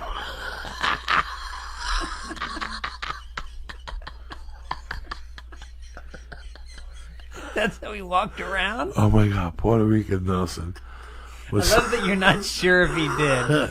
You feel like it's maybe... Yeah, like I think, did he ever dope me? Like he ever pull a Cosby on me? Because everything about him fits like an M.O. He was just a good dude. Yeah. That we used to go outside and help us fix our bike. And he was a Spanish dude. And he was just, he had the sideburns and the leather jacket. And it was the early 70s. And I moved to Jersey. And he would talk to a bunch of us. And one day he would take us in the back. His claim to fame with me was that I became friends with him. And I go over there, and he had a black friend that went over to the Rock of Gibraltar, and he brought pictures back. And then he would just talk to me. And then one day, he asked me he had a couple of beers. You ever go to somebody's house, and you go to their house a lot, and they're sober, but one day you catch them, and they're f***ing hammered. Yeah. And we go over there, and it's like early in the morning. Like I used to go over there every morning at 10 and wake him up and what's up, man? What are we going to do today? Give me an hour. I'll go out there and play stickball with you. And he come out with coffee, and he reeked of alcohol. Yeah. He was one of those dudes in the summer. No air conditioning. Just a dynamite dude. Yeah. And one day, I knock on the door, and he answers with a towel around him, and he's sitting down like he's all f***ed up. I go, Nelson, you going to play football? He's like, man, not today, and all this shit. He goes, come back in like 2 hours. So, we were, in those days, you're punctual. Yeah. Like, we were there in 2 hours. He answered the door. You guys again? The fucking curtains were still up. He invites us in. He's got a towel on. You know, he turns a light on, and there's like a table filled with alcohol, you know, and like... Oh, yeah? How old were you at this point? 12. 12, and I can't remember who the fuck I walked in there with. Like, it was like 6 of us in the neighborhood that liked Nelson, but 2 of us actually interacted a little closer with Nelson. Yeah. I was Spanish, so I understood Nelson's world. I knew Puerto Rican people, but I can't believe who else was the other guy that mingled with Nelson. So we had woken Nelson up. He goes, come in. We sit on his couch. You guys want a soda? He gives us a soda. He puts the TV on. You can see he's still f***ed up from the night before. He's got the towel on. And he's like, so you guys get late? And we don't know what the f*** he's talking about. Like, nobody ever spoke to me like that. I had uncles that would ask me, anybody suck your d*** yet? Yeah. Are you pissing sweet yet? That type of shit. But this... You pissing Oh, yeah. When you're Spanish, te preguntan, oye, tú me aduces. You know what I'm saying? Great. Yeah, it's a great line. But Nelson was basically the first person ever, but like, I known about sex, but Nelson was the first person ever that said it could be yours. You know what I'm saying? Like, what do you mean you never had sex? I got a girl right now. She'll come over and clean your pipe. And we're both like f***ing shit in our pants. Yeah, you come up with like $10 or something. We're like, nah. So that was it. He never talked about it again. And then one day we're sitting there like a month. Just saw this guy. Like a guy in a fucking towel has neighborhood boys over and offers to get them a whore. And he's drunk. Because he's outraged that they haven't had sex at 14 or 12. So he was cool as He used to play basketball with us and shit. So one day I go over there with this kid and he starts telling us. What's his name again? Puerto Rican Nelson. We go.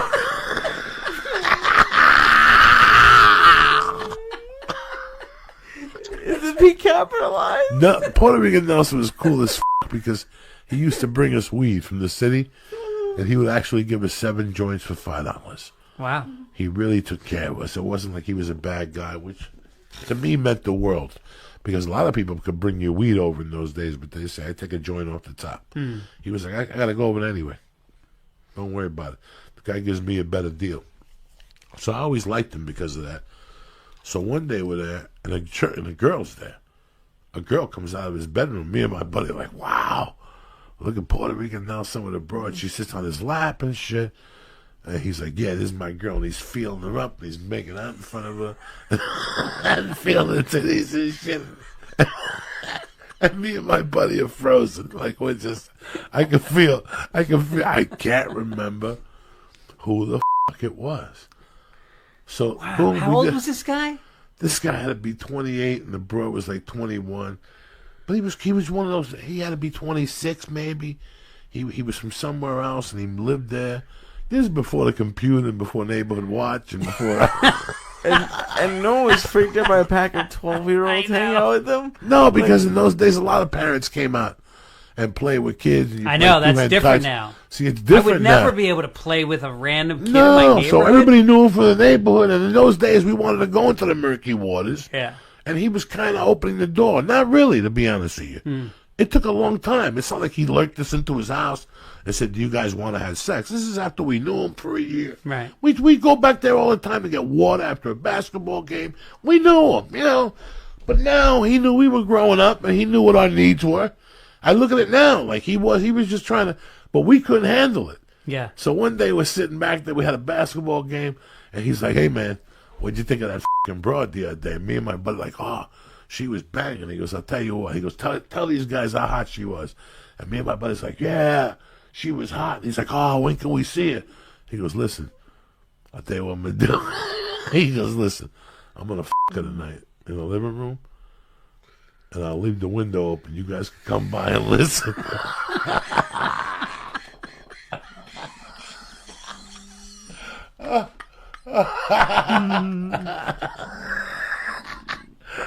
That was his thing. For like $1 a piece. That was his fetish. Oh my God. He got into boys listening to him.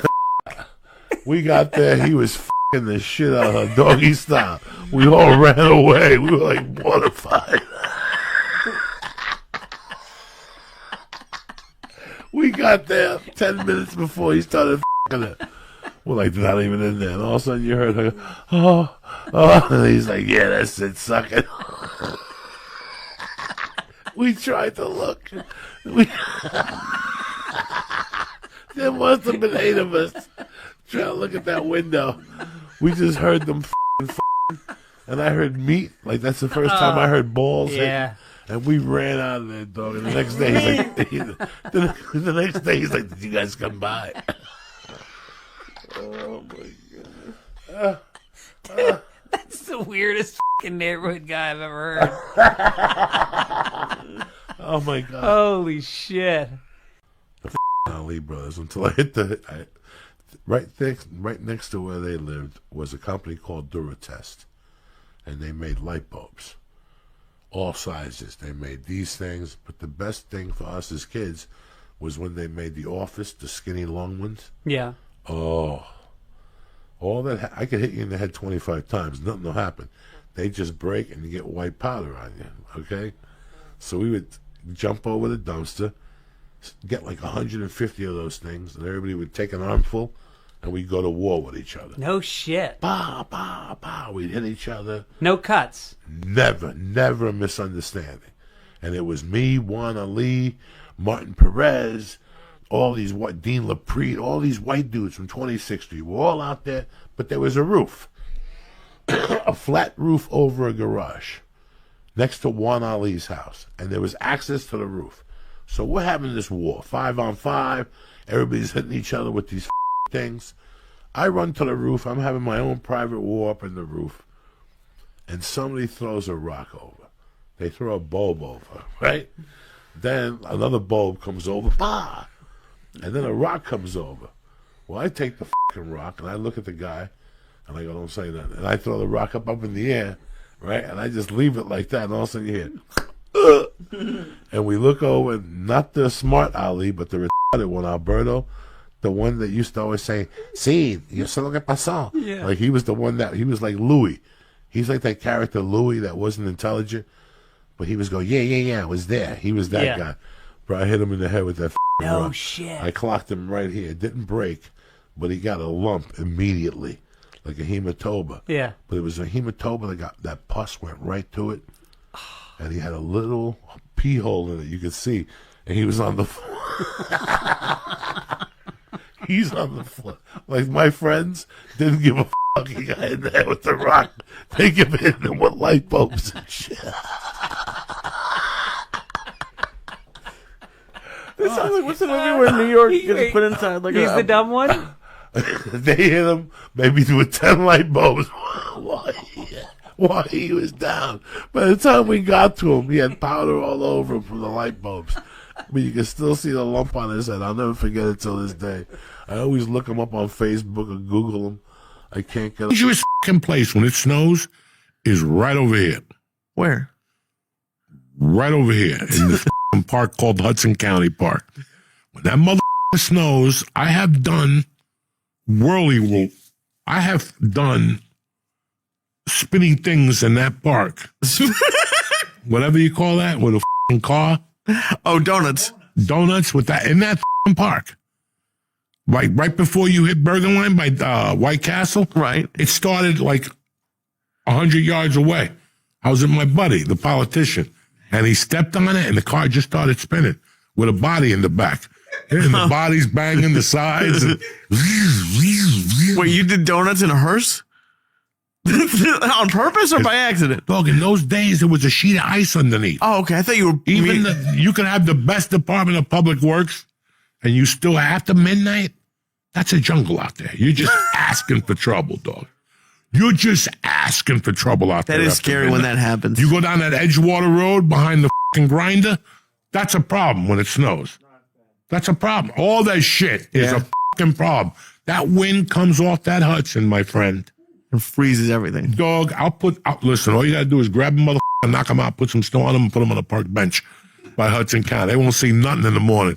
He'll be like that dude in Fargo. They'll just leave him out there with all the snow on him. And I lived with The cook. You lived with, not Leonard. Rodney, whatever his name. Yeah. Oh, I can't remember. He's my brother. Yeah. This dude was solid. He had an apartment with a broken window. And in the winter, you would freeze in there. But he would invite me. You don't want, because I started staying. Lionel. Lyle. No. His name is not Lionel? No. I started staying with him when you lived in Bremerton because it was too late to take the bus. Oh, you got to take a bus to where you and Malia lived. So he would say, just stay with me, bro. This guy was a one-man wrecking crew at night. He turned into like a fucking animal. He lived in a warehouse, okay? And I'll never forget, he's like, stay here. I'm freezing, no heat, no nothing. There's a broken window, it's raining, and all of a sudden, people would throw rocks at his window. Hey, can I come up and smoke crack? I'd wake up and there are 3 black guys in my living room with no lights on, with candles, smoking crack. I go, what the is this? One night I went up there and he's like, you want to go to a party upstairs? I go, yeah. Went upstairs to a party and there was like 10 girls. There was a girl dancing in a cage and shit. I'm like, you. I thought his name was Ron. I go, you got it going on. Really good guy. It wasn't Lionel? No, Lionel! No, it's Lionel. Yeah, Lionel. So this guy comes in with a white jacket on, with a hot chick, and he's talking about, I'm the mayor of Seattle. You knew him. He was like, I'm the mayor. So they got coke out. Was it John Eagle? I don't know. They got coke out. But somebody had a little heroin out. And this guy, there's a pole. Like poles. It's a warehouse. So there's No, beams. was it downtown? Yes. Yeah. Underground. Right behind where that band where Hart used to play. I went to some parties there. Yeah. It was great. And there was a warehouse and you had to take a shower in the hallway. Great building. Yeah. I'm up there one day and this guy comes in at like 4 in the morning. I'm the mayor of Seattle. And I'm like, all right. And there's a pole. I'll never forget this. And there's 2 mirrors on the table, whatever. And there's coke and there's heroin. He thought it was the coke.